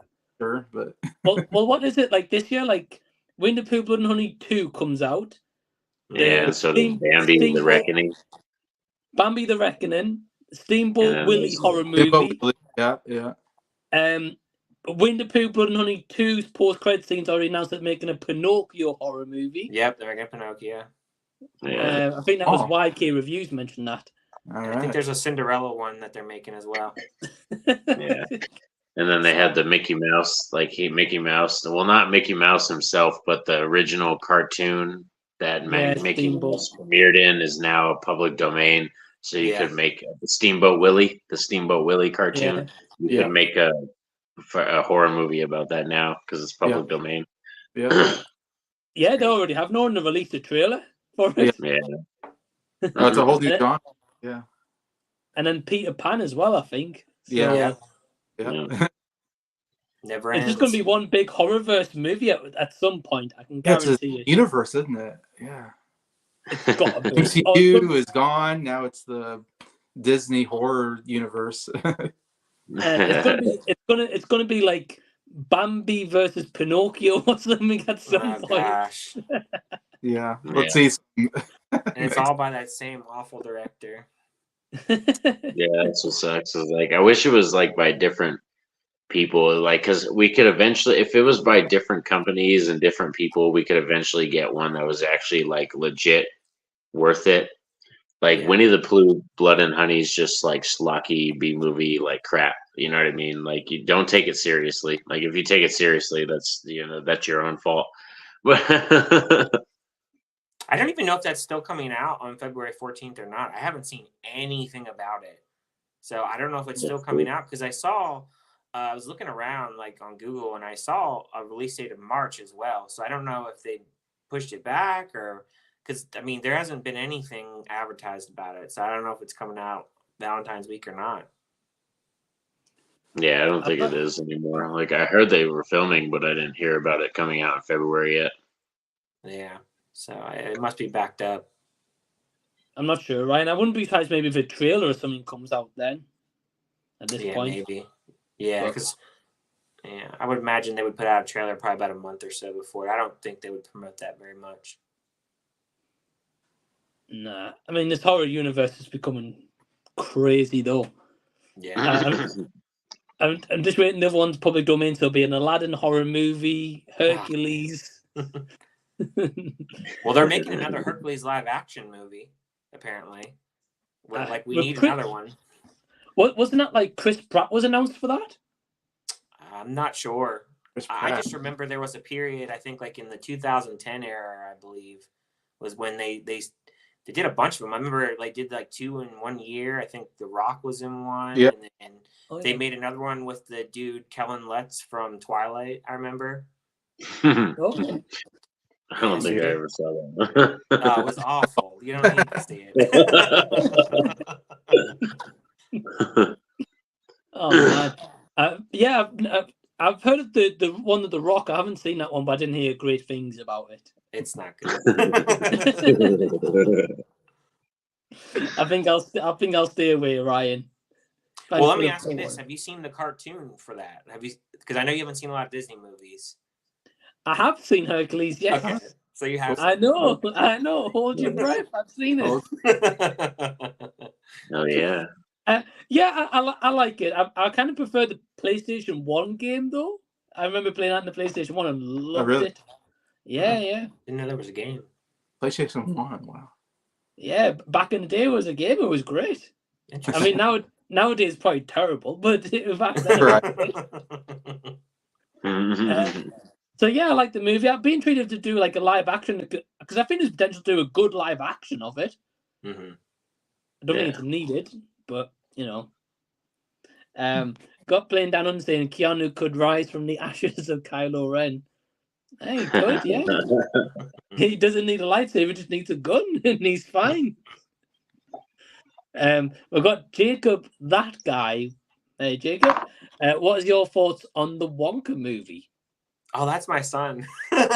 Oh, right. Oh, well, hey, Ryan, son. Hope you're doing well.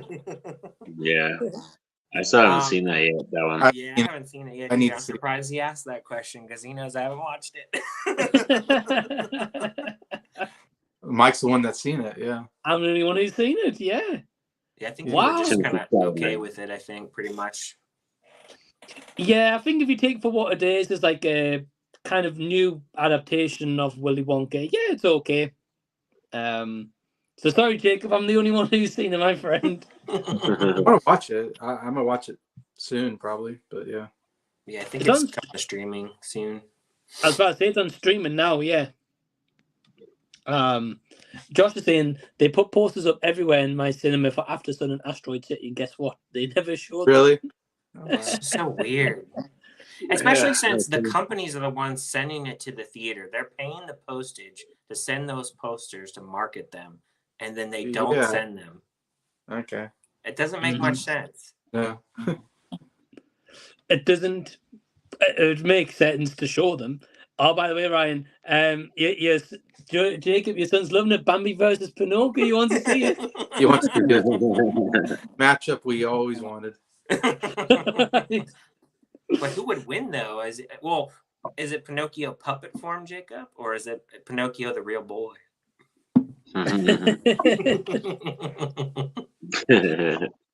And that's the thing. He says he wants to go watch all these horror Disney remakes. Into him.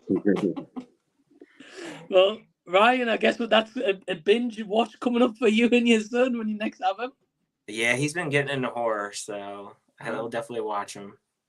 Nice. Show me the 2. I'm sure you'll love it. Oh yeah. And he says, "Hey guys, hey Jacob, hope you're well."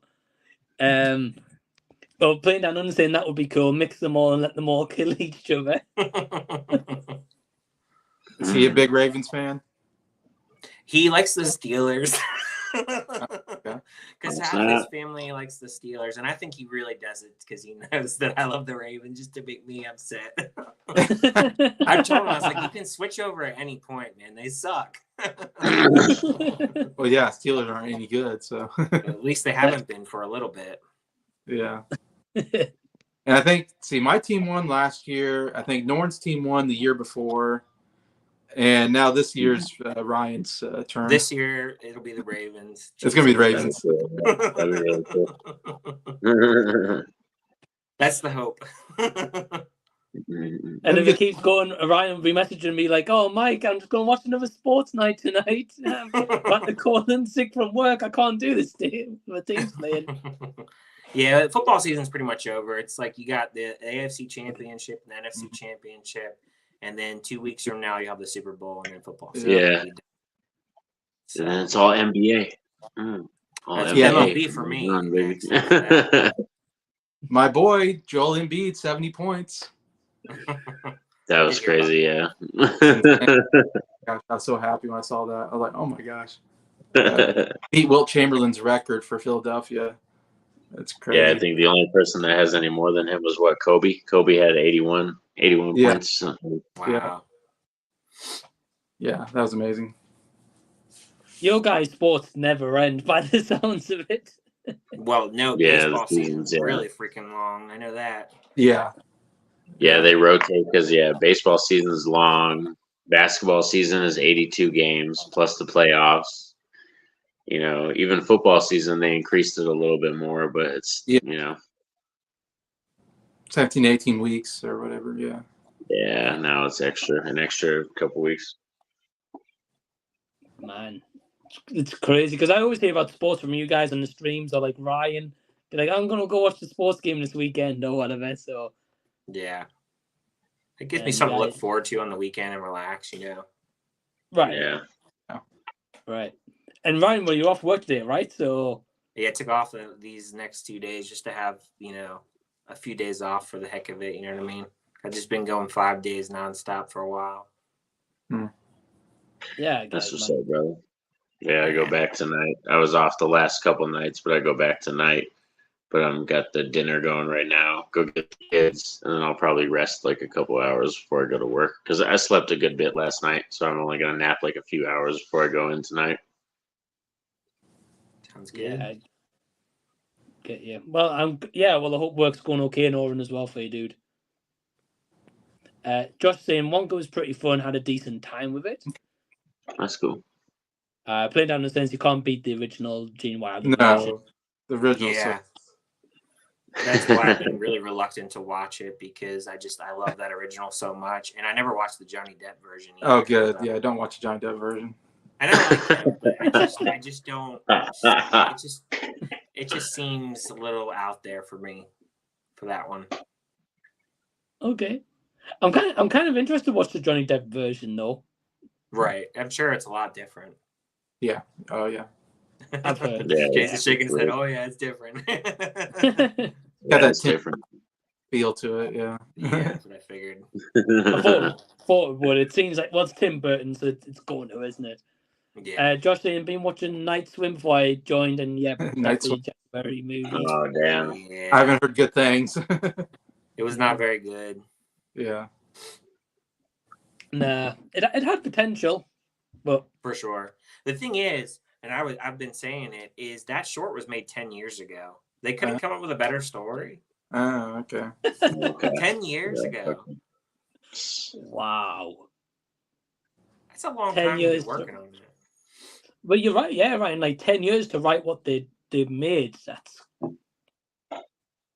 And crazy. the thing is, you can compare it to Smile, because Smile was the same situation. That was a short as well. But that had even less time, and I thought that was a good story. You know what I mean? I mean, some people didn't like it, but I had a good time We're with it. getting the sequel to that, right? The sequel's coming to that, right? We're supposed to be getting Smile too. Yeah, supposed to be this year, so we'll see. Yeah, I mean, Smile, I didn't mind. I didn't think I thought it had pretty good potential. It was quite a creepy movie anyway. Yeah, it was, especially the music for that. The music definitely gave me a little bit of chills. So yeah, it was good, and the marketing as well at the time. The marketing was great that they did for Smile, like in baseball stadiums and people just standing there smiling. It was creepy. yeah, and then the other thing is with that one and the special features, they built that whole hospital out of just like a stage type deal. They didn't film in an actual hospital because of the whole COVID situation. Yeah, yeah. So like a lot of props with them doing all that. They put a lot of work into it for sure. Yeah. I'll have to give it a rewatch. Yeah, it's been obviously I've not seen it in cinemas, so it's been a while. Yeah, I watched that one twice because my daughter really liked it. Like we watched it once, and like she actually got like I remember we were going to bed, and she asked me if my dog Bishop and the other dogs could sleep with her that night because she was kind of creeped out. And then we watched it the very next day though. So that's what's kind of cool is like my kids, even when they get kind of scared, like they're like, oh well, like let's watch it again. You know what I mean? Because they get that vibe. They're like, all right, it got to me, but I want to watch it again. Oh, that's awesome, man! And both you and Ryan have taught your kids well. Like enjoy horror movies. Go see them with you guys. Oh yeah. It's a fun community, man, because the horror community is so accepting. Like, you know what I mean? We're accepting of all kinds of people from all walks of life, and like that's what's fun too. Is like a lot of horror fans, like they come to us because it's like that's the first thing they decided to fall in love with because it's awkward and it's weird and it's different, but it's okay to be all those things, Right. Yeah, it's definitely like a different genre, and you can kind of go any route with it with horror, really. Yeah, definitely agree. Jacob saying, listen, I like the Ravens and Steelers half and half. Oh boy! When Kansas City loses, the only song Taylor Swift will be singing is "Teardrops on My Guitar." Wow, shots That's the fired. only thing that sucks about the Kansas City run is like it's all about Taylor Swift. That's the only thing that sucks about your Kansas City run is it's all about Taylor now. They show Taylor Swift every time Kelsey does something. The thing is, I don't dislike her as a person. It's just the way of how like we have to keep like showing her on every single play and touchdown. Yeah. It's like, do we have to see her reaction? You know what I mean? And like, I understand what you have to deal with because you got to watch it every game, Jason. Yeah. What's funny is when Kelsey like falls down and she's like worried, and it's like, man, she reacts to everything. It's yeah. Well, I thought it was hilarious that the Kelsey brother was there with his shirt off. Yes. Beers he was literally tailgating before the game, chugging beers, and it's going nuts. Oh yeah, he's a real football fan. You can tell. So background with no shirt on, and there's Taylor Swift in front of him. It's so funny. Yeah, I did see a video where he was pulling up this little girl and having her show the sign to Taylor Swift, which is really cute. I get it. Like the little girls, they like her and everything like that. Oh yeah. So I understand all that. Like that was cool, yeah, and like that the fact that he like showed that girl the sign. Like I saw that on TikTok and stuff, so that was cool. Yeah. But even when I don't watch the sport that you guys are on about, like I know about it. I kind of wonder like why do they need to keep showing Taylor Swift all the time? It's not even about us. It's just there to spectate a partner do his thing, Yeah. I know one of the Ravens players, he was trying to get with Dua Lipa. He fired a shot, but I haven't heard anything more about it. So I'm gonna tell you right now, he ain't got no shot. He ain't got no shot. It's Dua Lipa's world. We just live in this world. That's my hall pass. That's my hall pass. I tell my wife that all the time. That's my hall pass. Hers is Jason Momoa. That's my wife's hall pass, Jason Momoa. If he ever gives a shot at it, I have to let it happen. I get it. Well, Norin, are you going to go see Argyle when that comes out? Fuck, yeah, dude. I told, like, speaking of, that came out, the trailer, and I looked at my wife because literally about, I want to say 2 years ago, I told her, I was all, Dua Lipa's going to be like one of the next Bond girls. You know that, right?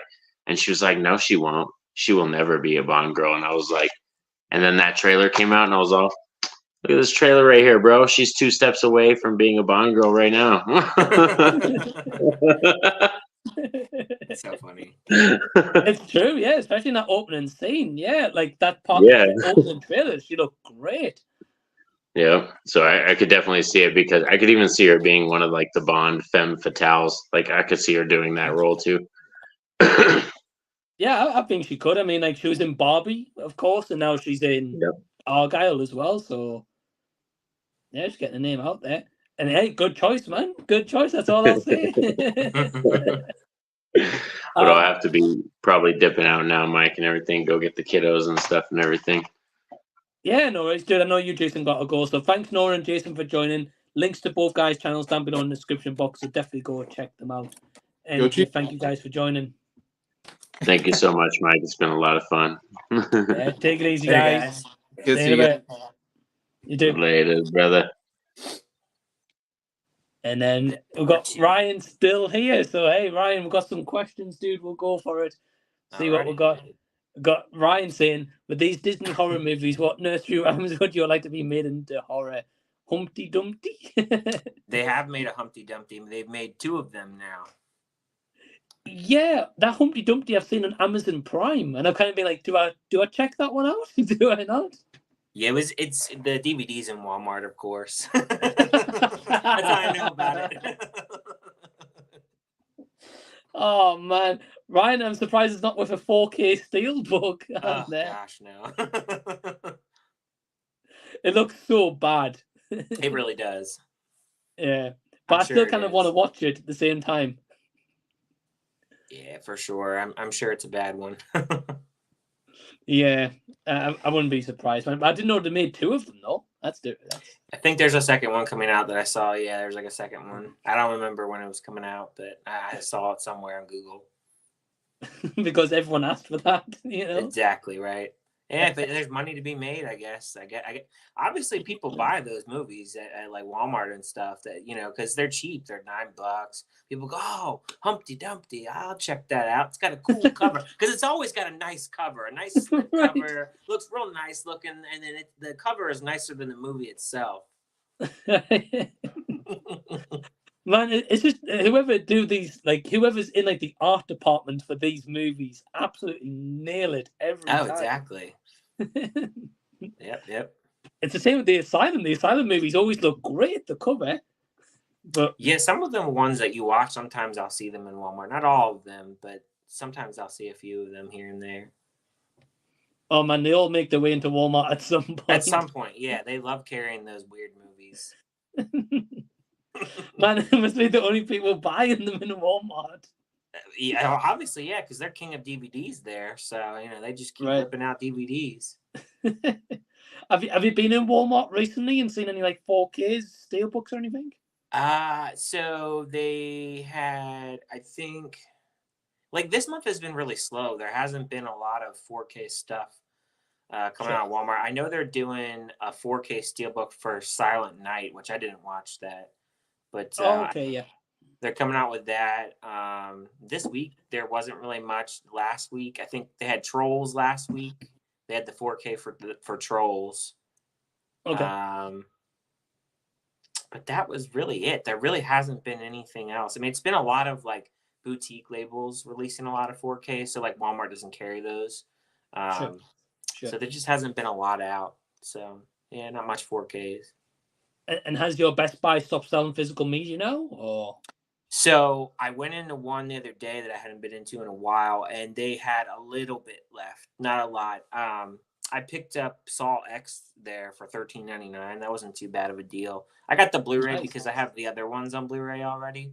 I just thought it would be weird if I got the 4K and the rest I had on Blu-ray. So I went with that. But they're not getting any new releases anymore. They're just sticking with what they got and selling what they got.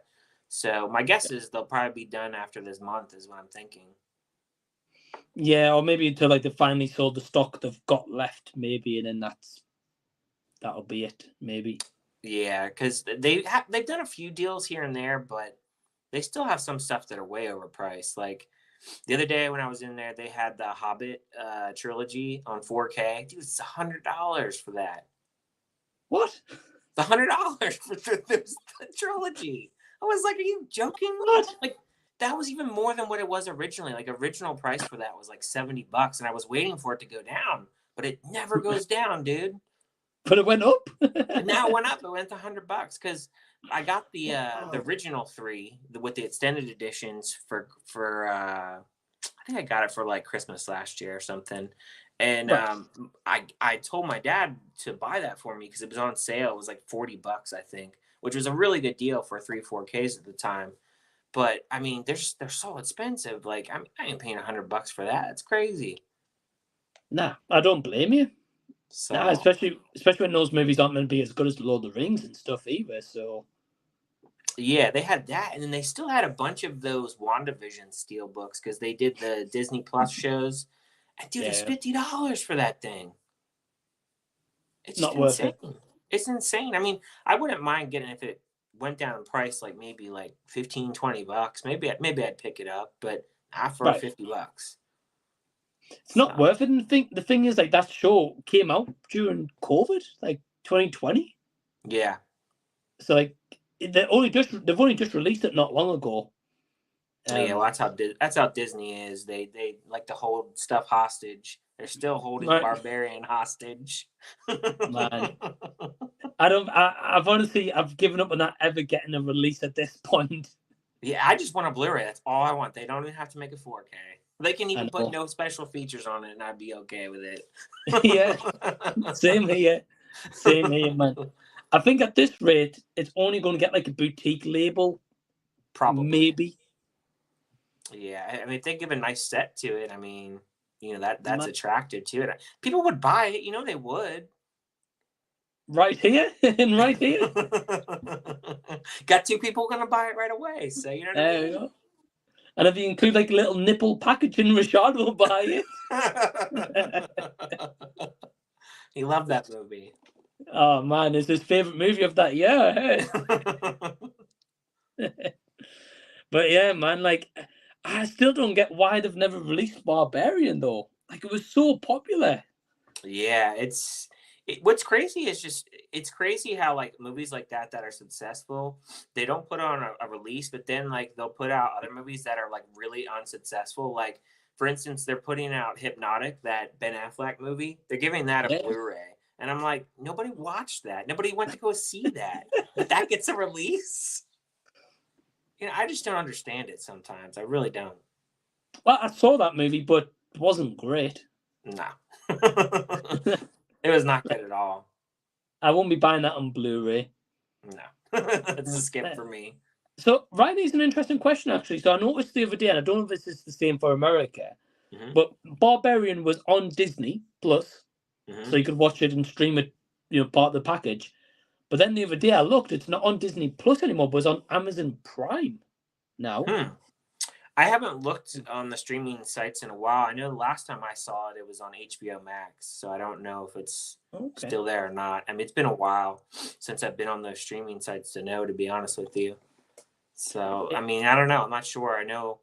I'm sure eventually Disney Plus and Hulu, they're going to stop like the password sharing and all that. You know, they're going to crack down on that. So, because I still have Hulu through my wife's mom. Like we just borrow hers, and because the thing is, it's one of those things, and these streaming sites, they do this on purpose. You know, it's you want to watch 1 or 2 things on there.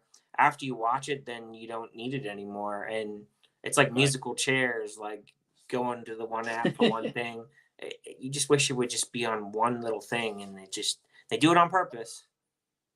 Man, they do, yeah. They really, really do. And it's been such a pain because like the last few nights I've wanted to watch a movie and it's not on any streaming services, or if it is, like for example, you've got the big ones like Netflix, Amazon, that kind of stuff, right?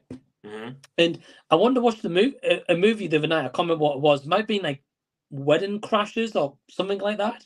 Mhm. And whatever the movie was, and it was like, oh yeah, it's on a streaming site, Lionsgate Plus. And I'm like, what's What the hell is Lionsgate that? Plus? Right, exactly, yeah. So that was it, and I was like, when's this become a streaming service? Yeah, there's a lot of random ones out there, and like we have a couple random free ones and stuff like that too. I did see today. I don't know if this will affect you or not, but Netflix is going to be getting wrestling on there next. They're doing Raw. Yeah, on Netflix. So I guess Netflix needs a little bit more extra money because, yeah, they did lose money. So Yeah. that's how they're going to get people. Yeah, so me, Jason, and Norin were talking about that because we're being wrestling fans. I mean, it's interesting because, of course, people's going to sign up to their streaming to watch it live, right? Mm-hmm. Because Norin and Jason were saying this on Peacock at the moment in America for you guys. Yeah. But it's going to go over to Netflix, so it makes people want to join Netflix to watch it. So I can see it makes sense in terms of making both sides money. Mm-hmm. But it's a bit random, though, I will say. It's very random, but I think Netflix wants to do that live TV because they're seeing like Peacock doing it, Hulu doing it. And honestly, I'm surprised Netflix is really that behind in the live streaming anyway, because like Netflix is like pretty much the first streaming service, which is why, a lot of people have stuck around with it and kept at it because it's just been around. So I'm just surprised they're kind of late, getting into that live TV stuff. You'd figure they've already been dipping their toes in that. I think Netflix have done a live. Yeah, they did. I don't know how many specials and stuff they've done, but I know like the Chris Rock stand-up special he last did. Mm-hmm. They showed that live. Even here in the UK, we could watch that live. Oh, interesting. I didn't see it live. I saw it after the fact, but I know they did that live, and I was like, huh? Okay, that's different. But yeah, I mean, over here on Amazon Prime, I know they do like some football matches, like live stream partnership through there kind of thing. Yeah, they do Thursday night football here on Amazon Prime. Oh, okay. So every Thursday during the season, they do whatever matchup it is on Thursday nights. So they have their I know you were telling me about the sports streaming stuff in America, and it's all over the place, really. Dude, it's a mess. It's always something. And that's the frustrating thing, though, because it's all over the place. You have to have multiple subscriptions. Yep. And exactly. man, and honestly, dude, I'm not kidding. I don't know if you ever get like this. You probably do, because I know you've got a way bigger physical media collection than I do. Mm-hmm. But man, like the last few nights, I've been like, right, I'm gonna sit down and watch a movie today. I'll go to watch a movie.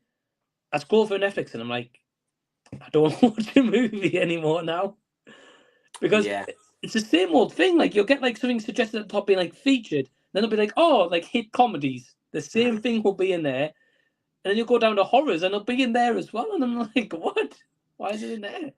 Well, the thing is, like, I don't know if you've ever like kind of paid attention to like certain seasons of stuff that gets released, but some things that I noticed with like Netflix and like Hulu. So like, let's say like this month they're gonna show Wedding Crashers, for example. They'll have it on there for like a month or two. They'll take it off, and then when this year comes back around again, they'll have the same movie around the same time that year. And they just recycle those movies over and over and over until they get rights to other movies, and then obviously they're originals. I don't know if people really notice that, but I notice it. Like, I'm like, they just had this movie on there. You know what I mean? So like they do that all the time. They play games with it. Yeah, well, that's it. I think it's probably because like what we were saying about people unsubscribing or new users coming. Yeah, they might like that kind of movie, like Christmas movies. Everyone's going to look for particular Christmas movie every year. Mm-hmm. Say National Lampoon's Christmas Vacation, for example. And yeah, you're right. Like that time of year, they're going to be like, "Oh, we're going to have this on here," and then users who's seen a movie before be like, "Oh, it's back on, great, I'll watch it." Or new users might be like, "Oh, I'll check it out." So yeah, I've noticed that from time to time. Yeah, they definitely do that sometimes. Man, you know what it is, dude. I'm not kidding. I'm really starting to hate streaming in the last few days. Yeah, I haven't really used it as much lately because I have so much stuff to get through. So I just haven't had like time to like even go through stuff, just because between doing reviews and doing the new movies and then, my own stuff that I have, like that's why like streaming services don't work for me because I won't get to it in time, dude. The amount of stuff that I have, you know what I mean? Like it doesn't work for me. Yeah, no, I get it. I get it completely. Yeah, and I know you've also got, as like been saying, like you've got a huge collection. Yeah. Multiple videos of that, by the way, on Ryan's channel if you haven't seen it. But yeah, man, like I think that's where, like the streaming stuff, like recently, it's kind of made me want to go to the shop and buy more physical media. Right. Like that, like The Uninvited the other day. I watched The Uninvited, which you know of. And yeah, man, I had to stream that because there was basically hardly no streaming services like at all. Yeah, and I think also too that's one of those movies that I really feel it went under the radar. I don't feel like a lot of people know about it personally, and I feel like when you get that movie that just releases in January like that, like it's quickly forgotten and it just gets lost, So it's just one of those movies, I think. And she's not really a popular actress either. Like you don't hear anybody say, "Oh, Emily Browning, she was so good in that movie." Like they probably can't even name that she was in Sucker Punch. You know what I mean? Right. Most people probably don't even know that's her. So she's just not like a household name. No, I agree. I definitely think it went under the radar. Like I watched it the other day and yeah, I enjoyed it, and I thought, wow, okay, this is a kind of cool, just simple movie really for horror. Yeah, it worked. But unless it's a January movie that does really well, like Megan, for example, then it kind of gets a bit more remembered, I think. Yeah, but it feels rare though. It feels rare and rare. It feels like. Yeah, I mean, I think we've spoke about this, but like they always release bad horror movies in January instead of releasing like a good name title that, because it's got no competition, people are going to go out and go see that movie. But instead they release them when there's loads of competition on it. It doesn't make sense. Yeah, I know last year I went to revisit a January movie that came out that was a bad horror movie. I don't know if you've seen it. One Missed Call. Do you remember that one? Don't know. I think it was in 2007 or 8, I think. But man, it was so bad. I watched it last year on HBO Max. I was like, man, this is awful. Oh man. Oh man. No, I don't think I've seen One Missed Call. No. Oh man, maybe I need to give that a suggestion. See what you think. Hey man, if you want to fire it away. Out of all the Oscar movies in the past that probably deserve a watch, One Missed Call. Yeah, it's a pretty generic name, I know. I mean, it could have a generic name and could be a great movie, though. That's true. I was saying, like, this Friday, we've got a horror movie coming out called Baghead. So I'm gonna. Never heard of that. So apparently, it's from a producer of It and Barbarian. So straight away, I was like, "Oh, I'm sold." Oh wow. But interesting. But it's probably going to be terrible, I think. Of course, yeah. I haven't heard nothing about it. Yeah. I just thought it was a random name, Baghead. Yeah. That is a really random title. Man, I don't know who comes up with these names, Yeah, like a pitch meeting be like, right, what can we call this? Baghead. That's the one. Well, I mean, we have a movie out there called Spaghetti Man. Right. Hey. So you just never know what they'll come up with. Anything. I think it also too with a title like that, they get people's attention. Like Baghead. What's Baghead? Right. So right. Gets people talking. I mean, I'm definitely going to check it out though. I've seen the trailer. It looks okay actually. So I'm intrigued. Sin saying a really good upcoming Netflix series is The Tourist, starring Jamie Dornan. Is that related to the Johnny Depp The Tourist, or is that something different? I'm guessing something different. Yeah, because there was one with him and Angelina Jolie years back. Yeah, I remember seeing that in cinemas. Yeah, so I wonder if that has anything to do with it or if it's something different. I mean, if it is, who asked for a spin-off of that? Yeah, that movie didn't do very well from what I remember. Nah. Not that I know. And you know what it is, man? I'm gonna have to do a series on my channel where I'll go back through movies I've seen at the cinema back in the day and review them on the channel. Kind of like a revisit kind of thing. Did you go through all your tickets that you have? Because I know you started that a while back, where you're looking. No, for all I got the through. No, I got through a few years, but what my plan is probably do like 1 3-4 hour stream and just show them all. Oh wow! I think because people always say, "Oh, Mike, you've never seen any movies," and I can be like, "Well, hey, well, look at this big bag. I've seen movies. a big box here proves otherwise. I've seen movies." Well, I'm worse than you because I've seen a lot of. I haven't seen a lot of older stuff. Yeah, I remember Rashad saying Ryan ain't seen shit, and I was like, he's seen more than me. Yeah, I haven't seen a lot of older stuff. I just grew up differently of like how I like watched movies, and like my parents weren't into movies as much, and they still aren't really. Like my dad, if you asked him the last movie he watched, he's like, I don't know. So, because they don't pay attention, but. Well, man, the thing is, like, me and you's the same in that front. Like, I've not seen a lot of older movies like you. And then people are like, you've not seen this movie? What? How have you not seen it? But I'm just like, same as you, Ryan, you know, where I grew up. Yeah. Then I say, like, for me growing up, I would just watch Toy Story over and over again, you know? Yeah, I watched a lot of Nickelodeon and Disney a lot. So, like, when people say, well, what did you watch when you grew up? I'm like, well, I was parked in front of the TV watching whatever came on Nickelodeon or Disney. You know, I mean, I could sit there and tell you about Hey Arnold and Rocket Power and shows like that, but yeah, man, I can't tell you what Stallone did in the 80s. You know what I mean? I just can't. I'm sorry. Ryan, I'm the exact same dude. Nickelodeon and Disney or Cartoon Network was all I'd ever watch. Yeah, this is what I watched. This just was right there, you know. And nowadays, kids don't have that luxury. Dude, every time I've gone over like my grandparents' house, because like or like my dad's, and like you know, my son will want to watch something. He'll go throw on Nickelodeon. Dude, Nickelodeon always has SpongeBob on it every freaking hour of the day. Yeah. They have like no other show but SpongeBob. I mean, like, SpongeBob's great, at least. It is, but it's like, you guys got anything else? I mean, there's like no bangers on here.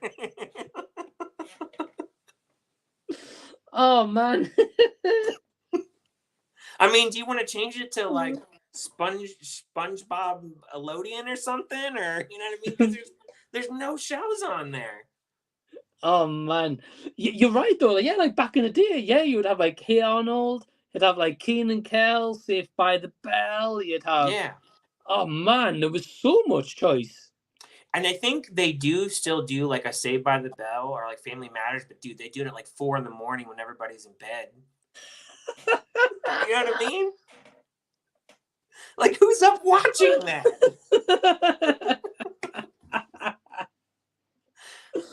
I don't know. I'm asleep at that time, and I'm a night owl. You know? Yeah. So I don't get it, man. I mean, even Disney Channel, I don't even know what they put on anymore because, like, you know, they had like Even Stevens and like Lizzie McGuire and all those shows. What do they show anymore? I don't even know. Man, I don't know. Josh was saying Disney was my go-to as a kid, and Disney XD. Yeah, man, same. Since I grew up without a TV, you have no excuse, Mike. Well, since I had a TV, but it was all for the TV shows, not movies. Yeah. She's saying review embargo for The Tourists lifts on the 1st, which is when my review will go up. Awesome. Check it out. And The Tourist actually started off as BBC Network, then went to HBO Last Network, and now it's come to Netflix. Oh, okay. Oh, cool. Well, be on the lookout for your reviews, and yeah, knew nothing about that. Ravens has a cool hat. Yes, I love their symbol. It changed every years. Yeah, I can imagine they'll do like some kind of branding or different logo and stuff, different merch and stuff that people can buy, isn't it? So. Oh yeah. Netflix just spent $17 million on a Sundance horror film, but the problem is their marketing is non-existent for these kinds of films, so they lose the money they paid. Yeah, that's kind of dumb. Just wasting money. Yeah, I can, Josh. I can get where you're coming from. Yeah, like I don't know about you, Ryan, but like Talk to Me just like dropped on Netflix randomly from like nowhere. Oh, really? I didn't know that. Yeah, so my mum watched it, and my mum really enjoyed Talk to Me, and so did my brother and stuff as well. Oh, Which was awesome. I'm glad like it got like a good streaming release kind of thing, but it was just like dropped without kind of any notice or any news articles being like, "Oh, and Talk to Me is coming January 1st," for example. Interesting. Yeah, the marketing is strange. Some of these companies are very strange. I mean, there's even like, and I'm sure you've done this too, where like you'll go to email a company and it just seems like, it'll be a smaller movie and it's like, they don't get back to us or something. It's so weird sometimes how they operate. I mean, I've had a few where I've tried to get some screeners and they don't answer you back. It's like, you want anybody to see this and maybe review it? I mean, you spent something on that movie, to make it. Right. And you'd think with like the smaller studios, there'd be like wanting people to talk about the movie and like, get the word out there, Yeah, definitely. Yeah, man. Same happened to me. I've heard nothing back. It's but then I messaged Emma Stone's agent and I got a response. So I'm just like, how come I got a response from her agent, but not like a small movie studio? I didn't even know that you reached out to her. I didn't know that. Interesting. Yeah. So, well, the funny thing is, here's a quick story. There was a live stream, maybe about a month and a half back or so, and there was a live stream question popped on, and it was like, who would you like to interview? Like, and like, of course, we're all gonna have dream guests, and I would love to speak to Emma Stone. I mean, come on, dude. Yeah, that would be like, that's my hall pass, so, I mean, come on.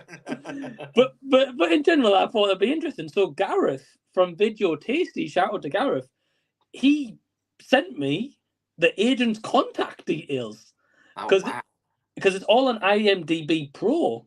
But he sent them, so I thought, hey, what have I got to lose here, right? Right. So I emailed the agent of Emma Stone. I said, hey, look, my name is Michael. This is my YouTube channel. I'd love to talk to her about poor things in her career. And the agent messaged back being like, hey, Mike, no, she won't be interested in this. She answered you back at least. Right. But that's what I'm saying. I got a response from her agent, but not a small film studio. I'm just like, huh? I don't get it, man. Because I've been doing that. Because like February is kind of it's a really slow month. Like it's slower than January, I think. And I've been messaging some different smaller companies for their movies coming out that are not really coming like wide release in theater, but they're getting like limited stuff. And I got one answer back out of like the 5 or 6 that I emailed. So I did get one small movie that I'm going to be reviewing. So, because I want to get some other different stuff on the channel, that people wouldn't know about, Right. Maybe it'll be good. I don't know. Well, my name, like that review you did recently, The Seedling, like that was interesting. I've never heard of that. So that was cool. Yeah, that studio, they did another movie last year called Piggy. I don't know if you've heard of that. It was another horror movie.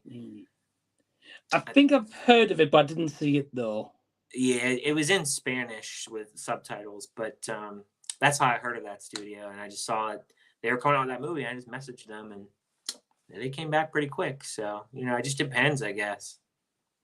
Yeah, I think it's one of those, Ryan. Like, I'll be honest, I know we've spoke about this as well, but some studios won't get back to you at all, and some studios are like, oh, hey, thanks for reaching out, and yeah.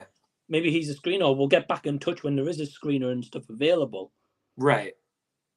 So it really depends, though. It really depends. But I'm still shocked I got a surprise for like a reply from Emma Stone's agent, man. That I was shocked. It was pretty quick too. Wow. Interesting. I know, man. I know. You figure she probably gets flooded with emails.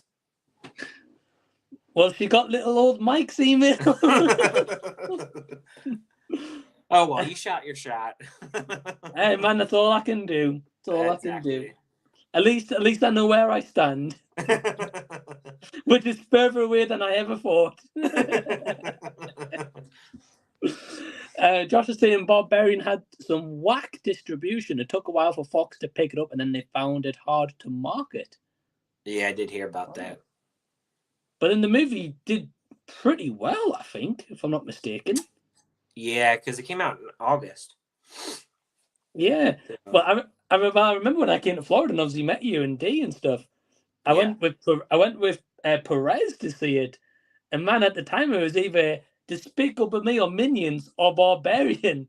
And you didn't pick Despicable Me.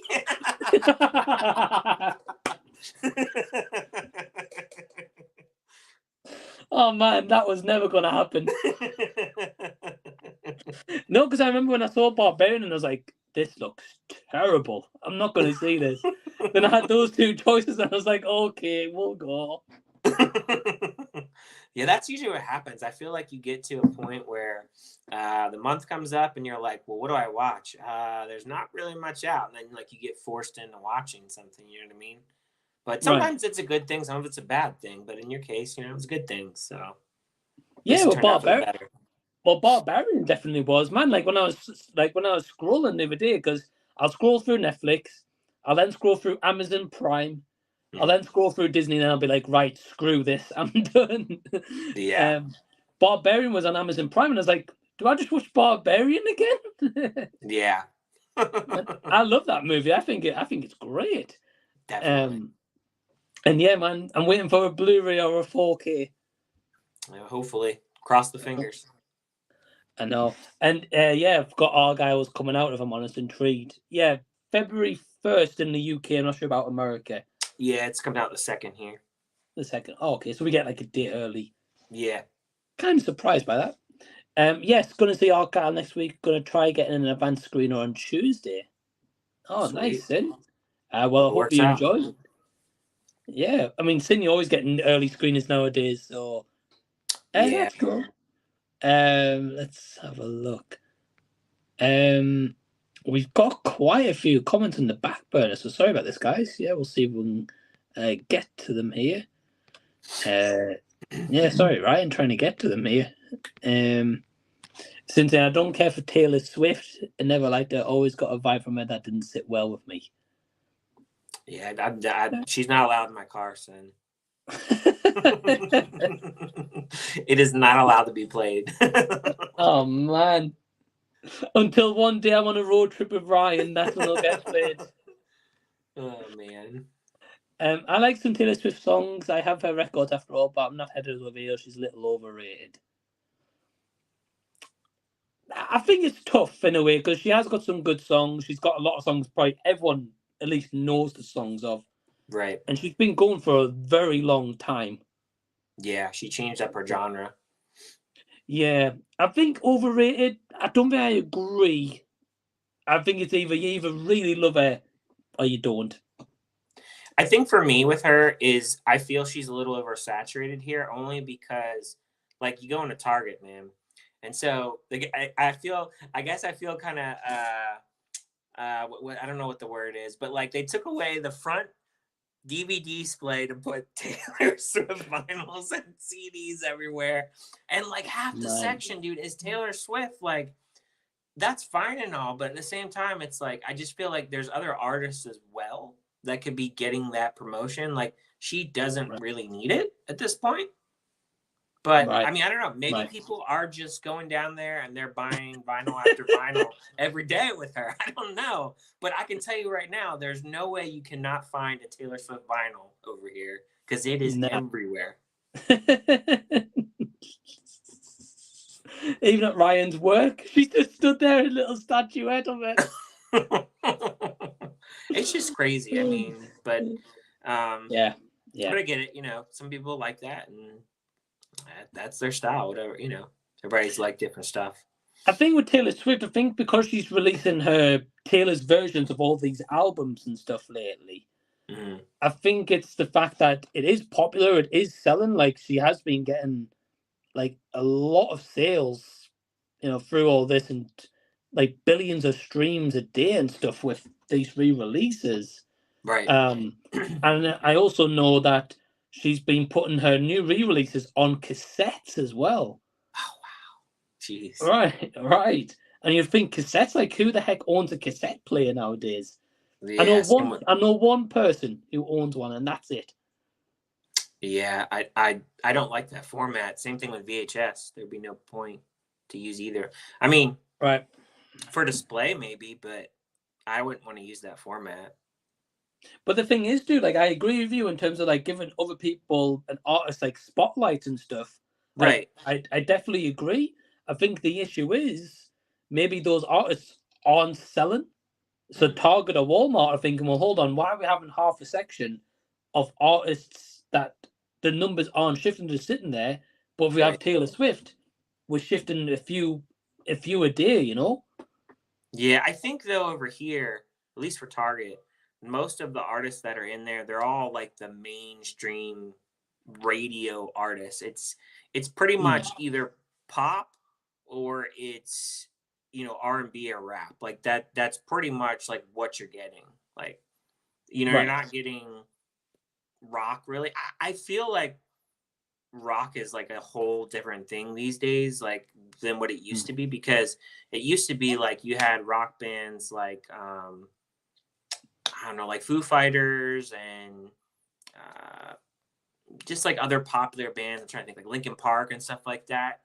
Right. And rock to me has evolved now. It's not that kind of rock anymore. It's stuff like indie rock, like Imagine Dragons, and like a different kind of rock style.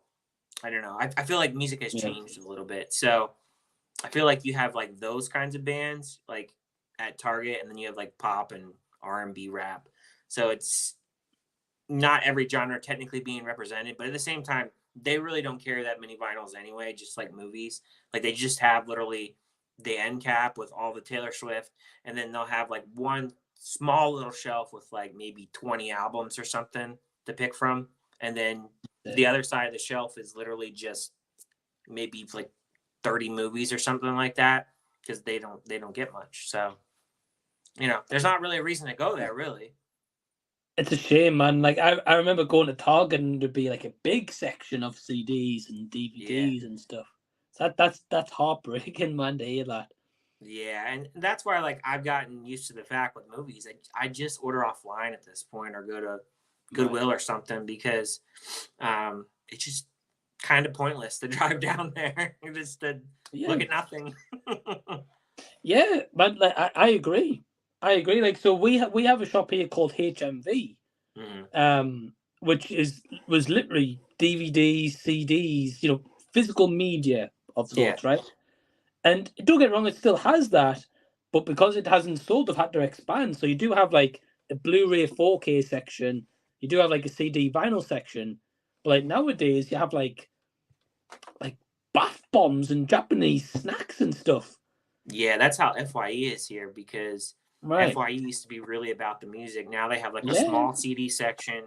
Their movie section is like, I wouldn't say it's, well, it depends on the store you go to. Like there's one store that has a bigger section, but there's another one that doesn't have much of a selection. And then it is a lot of that stuff. It's a lot of random anime stuff that I don't know what it is. There's a lot of random like chips and stuff from like foreign countries. It's like a lot of random candies, and obviously people must buy because they get curious, or they wouldn't sell it. You know what I mean? Right. Somebody's buying it. Well, that's it. Yeah, man. Like the HMV's like that. Your FYE, like it's like that. Yeah. Really, and it's terrible, but I mean, it's keeping them afloat, I guess. Right. Because you're right. It's depends what people's buying, really. Yeah. So since then, you watched Barbarian again and didn't watch Warrior. No, Sin, I didn't watch Barbarian again. I was going to, but I didn't. I ultimately didn't watch a movie that night, I don't think. No, I just went on my PlayStation instead. Power Wash Simulator. Power Wash Simulator, man. Yeah. Or I've been playing the Lego Movie as well, so one of the two. Gina, you know, it's funny. I was thinking about it today because I was doing some stuff around the house, and I know how you like your power wash simulator. And I was thinking to myself, I was vacuuming the house. I was thinking, wouldn't it be cool if they had a vacuum simulator game? Oh man, that would be an experience. You know, you can like vacuum up like really bad floors or something like that. I mean, that'd be because I find like vacuuming relaxing. You know, like you're getting all the crap up, the cat hair and everything. You know, so I was just thinking about that today. I don't know why that popped in my head. Man, I agree with you though. Like after you've hooved it all up and you go to empty, you're like, wow, there was that much in there. Exactly, dude. I go to dump that thing like falls out a bunch of crap. Man, I'm gonna have a look after this, see if there's a vacuum simulator. That would be awesome. If it is, hey, dude, I might live stream that soon. Who knows? Argyle's Screener is open to the public, first come, first serve. Oh, nice. That's cool. Well, I hope you get to check it out, Sin. Josh saying, got to go, but great stream as always, fellas. Catch you soon.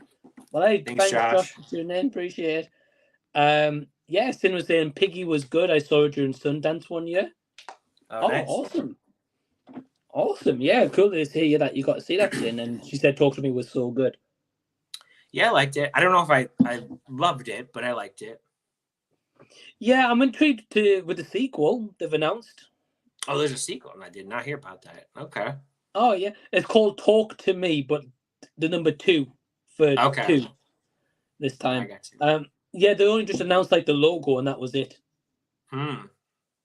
Interesting. Yeah. It seems like A24 is going more into the sequel route that they, if they're releasing it. I'm assuming they're releasing that. I'm guessing so. Yeah, because they did the trilogy with like X. You know, they got Maxine this year. Mm-hmm. And then so Talk to Me, and then be interesting to see if they do any other sequels. Yeah, I mean, fair play to them, firstly, for doing it, especially if the movies are making money. Like X and Pearl did great. You know? Yeah. I'm excited for Maxine as well. Definitely intrigued. Yeah, no clue when it comes. I think I heard that it's going to be coming out in the summer, is what I heard. So, guess we'll see. Well, man, if it's anything like Pearl, it came out in the August, September in America. Oh, that's right. And we didn't get it till like March. Oh my gosh. That's a terribly long wait. Well, luckily I got to see it when I went to Florida. You know, otherwise I would have waited till March. Yeah. That's a long time. Whew. Oh man, you guys had Blu-ray and everything before we even got to the cinema. That's insane. Right. So I'm hoping Maxine's not going to be the same issue. Yeah. That would be a pain. I have a bad feeling it's going to be, I'll be honest, but I hope not. We'll see. I know, man. I know. I've got Chris. Hey, Chris. Hey, Chris. All Nickelodeon shows are on Paramount Plus. The main reason why I pay for the service. Yeah, I have a few. I own a few of them. Chris, I got the Hey Arnold. I have the whole series, and I have the whole series of Rocko's Modern Life and All Real Monsters. I got all those series. Nice. So in case I ever want to binge them, I got those. So, and then recently, Walmart got the Dinosaurs series. I don't know if you remember that. Okay. No, I don't think so. Yeah, I think it's like Jim Henson was involved in that or whatever. Okay.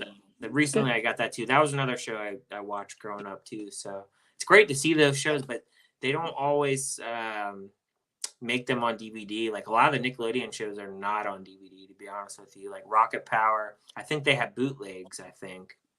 Like Keenan and Kel and stuff, but they don't have official releases.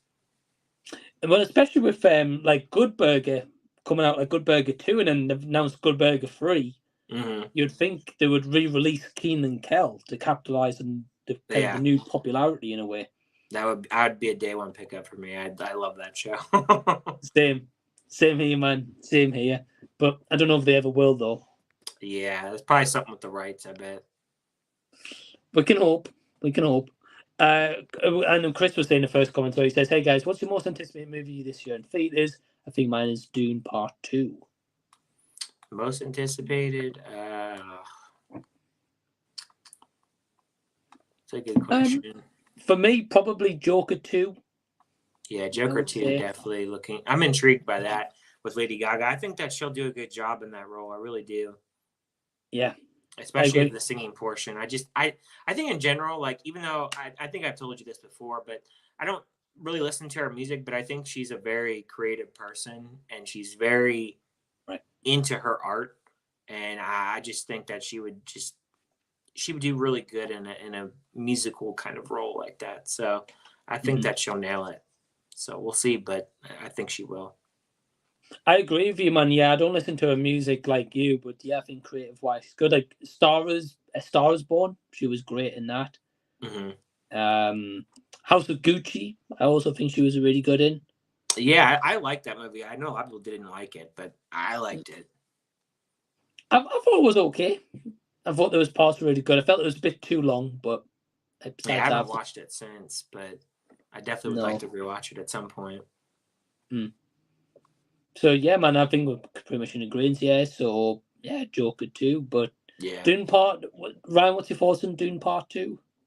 I'm definitely gonna go check it out. I think that's probably the next movie. I think that people are gonna come out to the theater and like have good numbers. I think.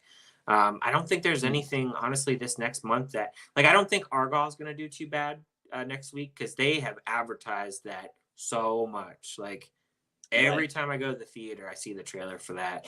So I think that one will do half decent. I don't think anybody's gonna see Madam Web.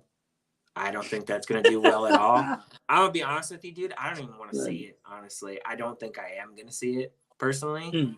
I mean, I'll watch other reviews and like if people say it's decent, maybe I'll go check it out. But I think a lot of people are gonna go see that just for Sydney Sweeney, honestly, just because she's in it. But the trailers haven't impressed me, and I just don't feel like Dakota Johnson in that environment works for me. But maybe she'll be good. I don't know. But from the trailer, I just don't see her in that role. I see her as the girl in 50 Shades of Grey. Right. That's just what I see her in, you know? It's a shame, man. Yeah, like that Madam Web, I feel like have you seen the trailer? Yeah, I've seen it. Like it feels like the trailer shows everything. Yeah. In it already. Like the costume reveals as well, that's also in there. So it's but then they released posters the other day of like all the characters separately, but in the superhero kind of costumes. Yeah. I think because they think Sydney Sweeney, superhero costume, it's gonna sell money. Right.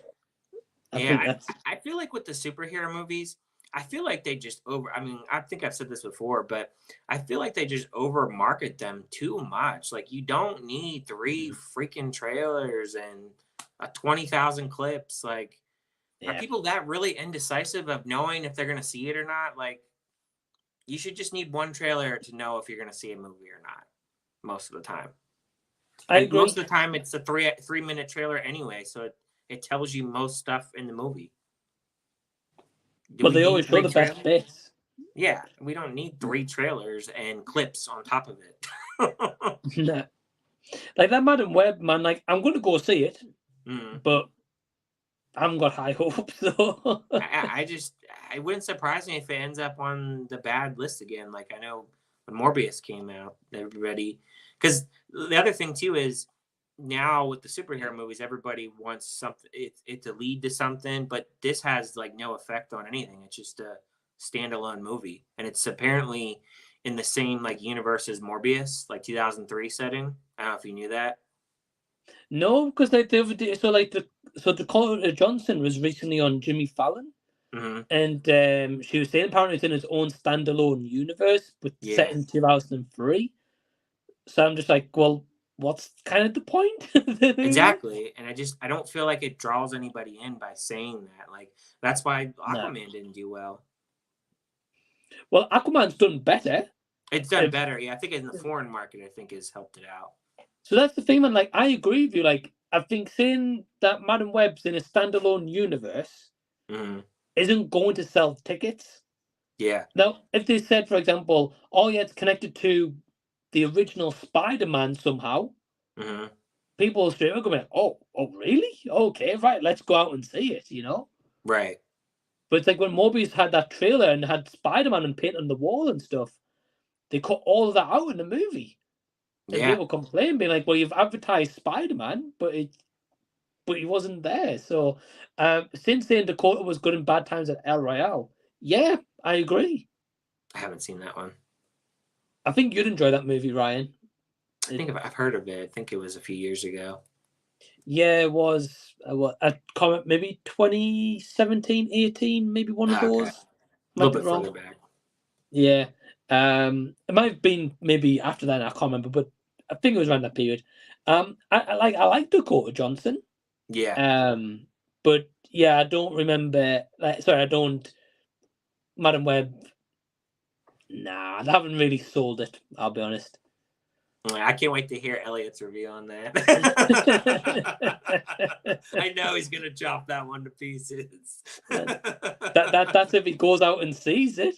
Oh, knowing him, he will. Oh, I'm sure he will. For the channel, I'm sure he will.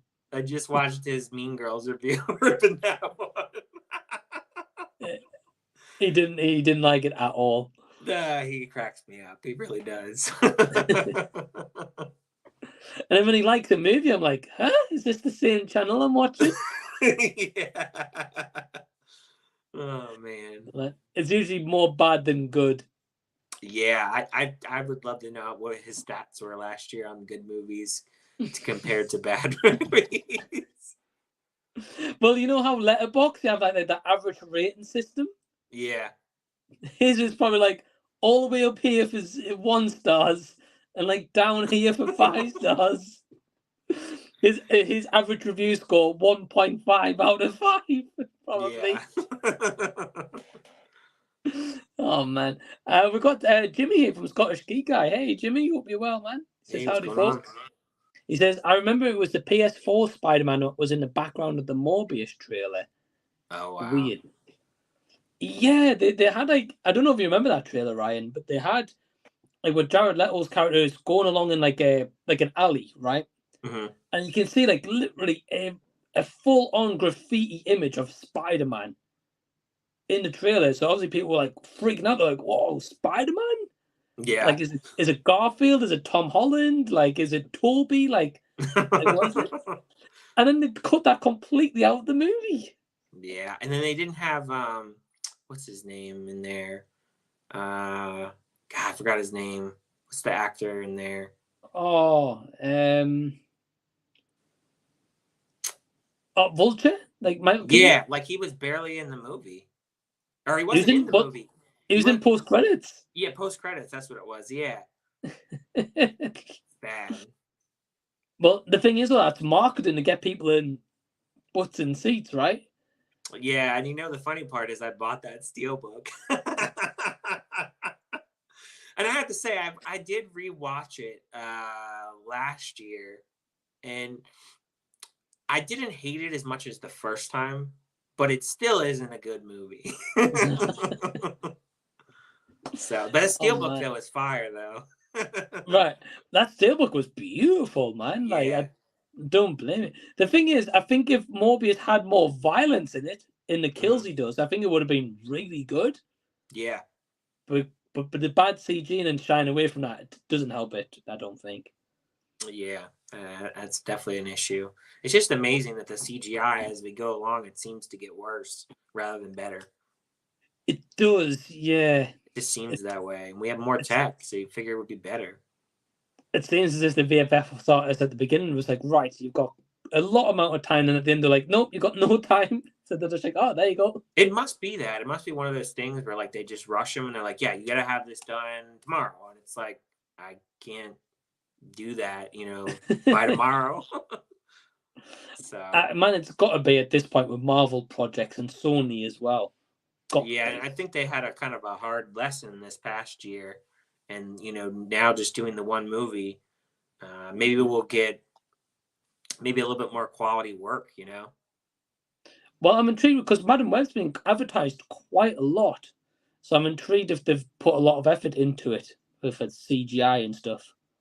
Yeah, maybe. Yeah, that'll be interesting to know. I'll check out your review and see what you say. Maybe if it's half decent, maybe I'll check it out, because February is a dry month. There ain't much coming out at all. No, I think maybe the Bob Marley movie might pull in some money though. Yeah, I want to see that. There's not much. I don't know if Winnie the Pooh's still coming out. I think there's this one movie coming over here called Drive Away Dolls that I'm interested in. Never heard of it. There's not much else. I mean, I know Lisa Frankenstein comes out, but I'm not really interested in that. And Argyle doesn't look like my kind of humor. It reminds me of Bullet Train kind of humor. I don't know if you got that vibe from it. Kind of. So I know it's by the maker of Kingsman, right? Which I do like those movies. I think I've never seen those ones, but like Emma really likes them. So, and plus obviously it had the cat as well. So I was like, "Hey, you sold me on the cat." Right. So I'll go see it. I'm intrigued. Right. But I feel like they've showed a lot in the trailer though. Yes, they did. And I see that trailer every time I go to the cinema. Every movie that I see, that trailer's attached to it. Oh yeah. So I've seen it a bunch of times. There's a lot of marketing, man. Oh yeah. The trailer was cinematic equivalent of a clickbait title for Morbius. Oh, okay. I agree.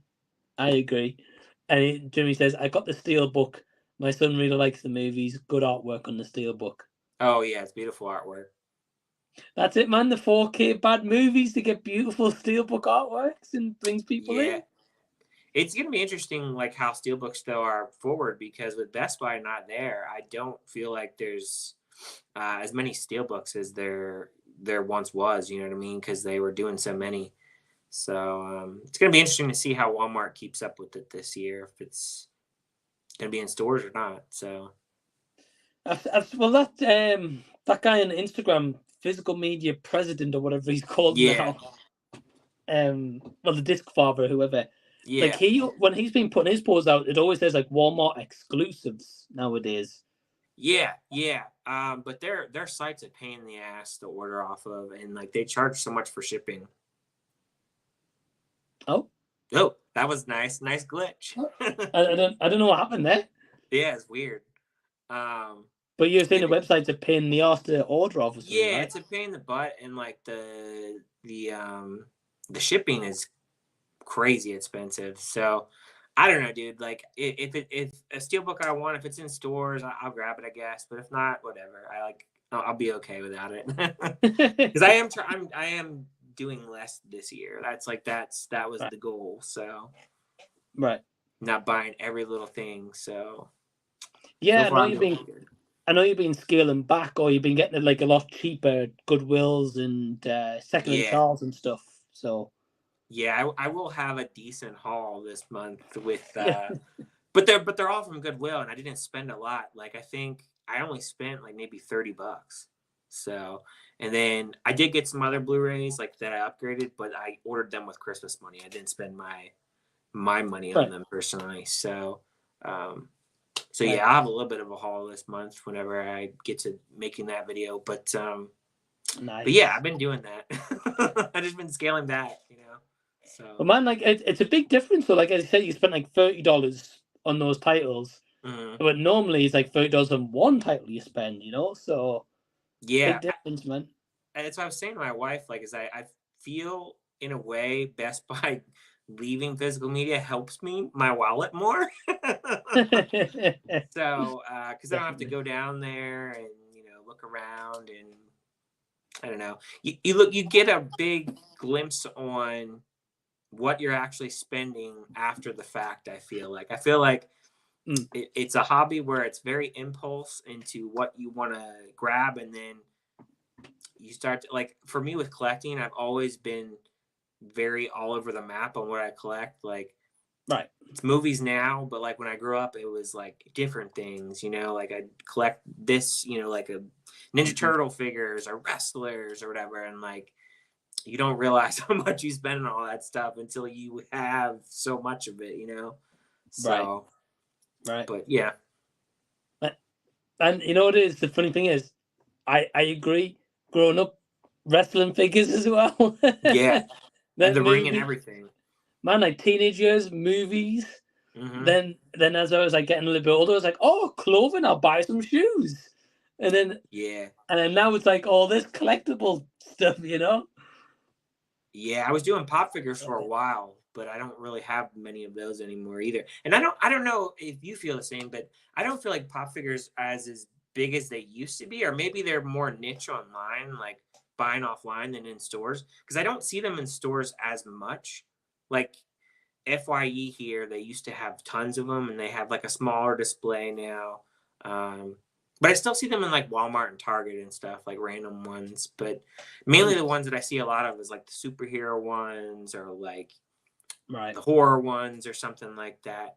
But I don't see as many as I used to. So I don't know if it's like a niche thing or it's just online now or what. I think it depends. Like, so here in the UK, I would say you probably see them quite often. Mm-hmm. And is there like HMV, that physical media store, is like a lot of Funkos in there. Yeah. Or like toy shops will stock them. Mm-hmm. I feel like to an extent they're not as big as they used to be. Yeah. But I think, I don't know if it's because they release so much stuff. Like, as you mentioned, there's always superheroes wherever you go. Yeah. And I'm not interested in collecting those. So to me, I'm just like, I'll just skip past them and just walk by. Yeah.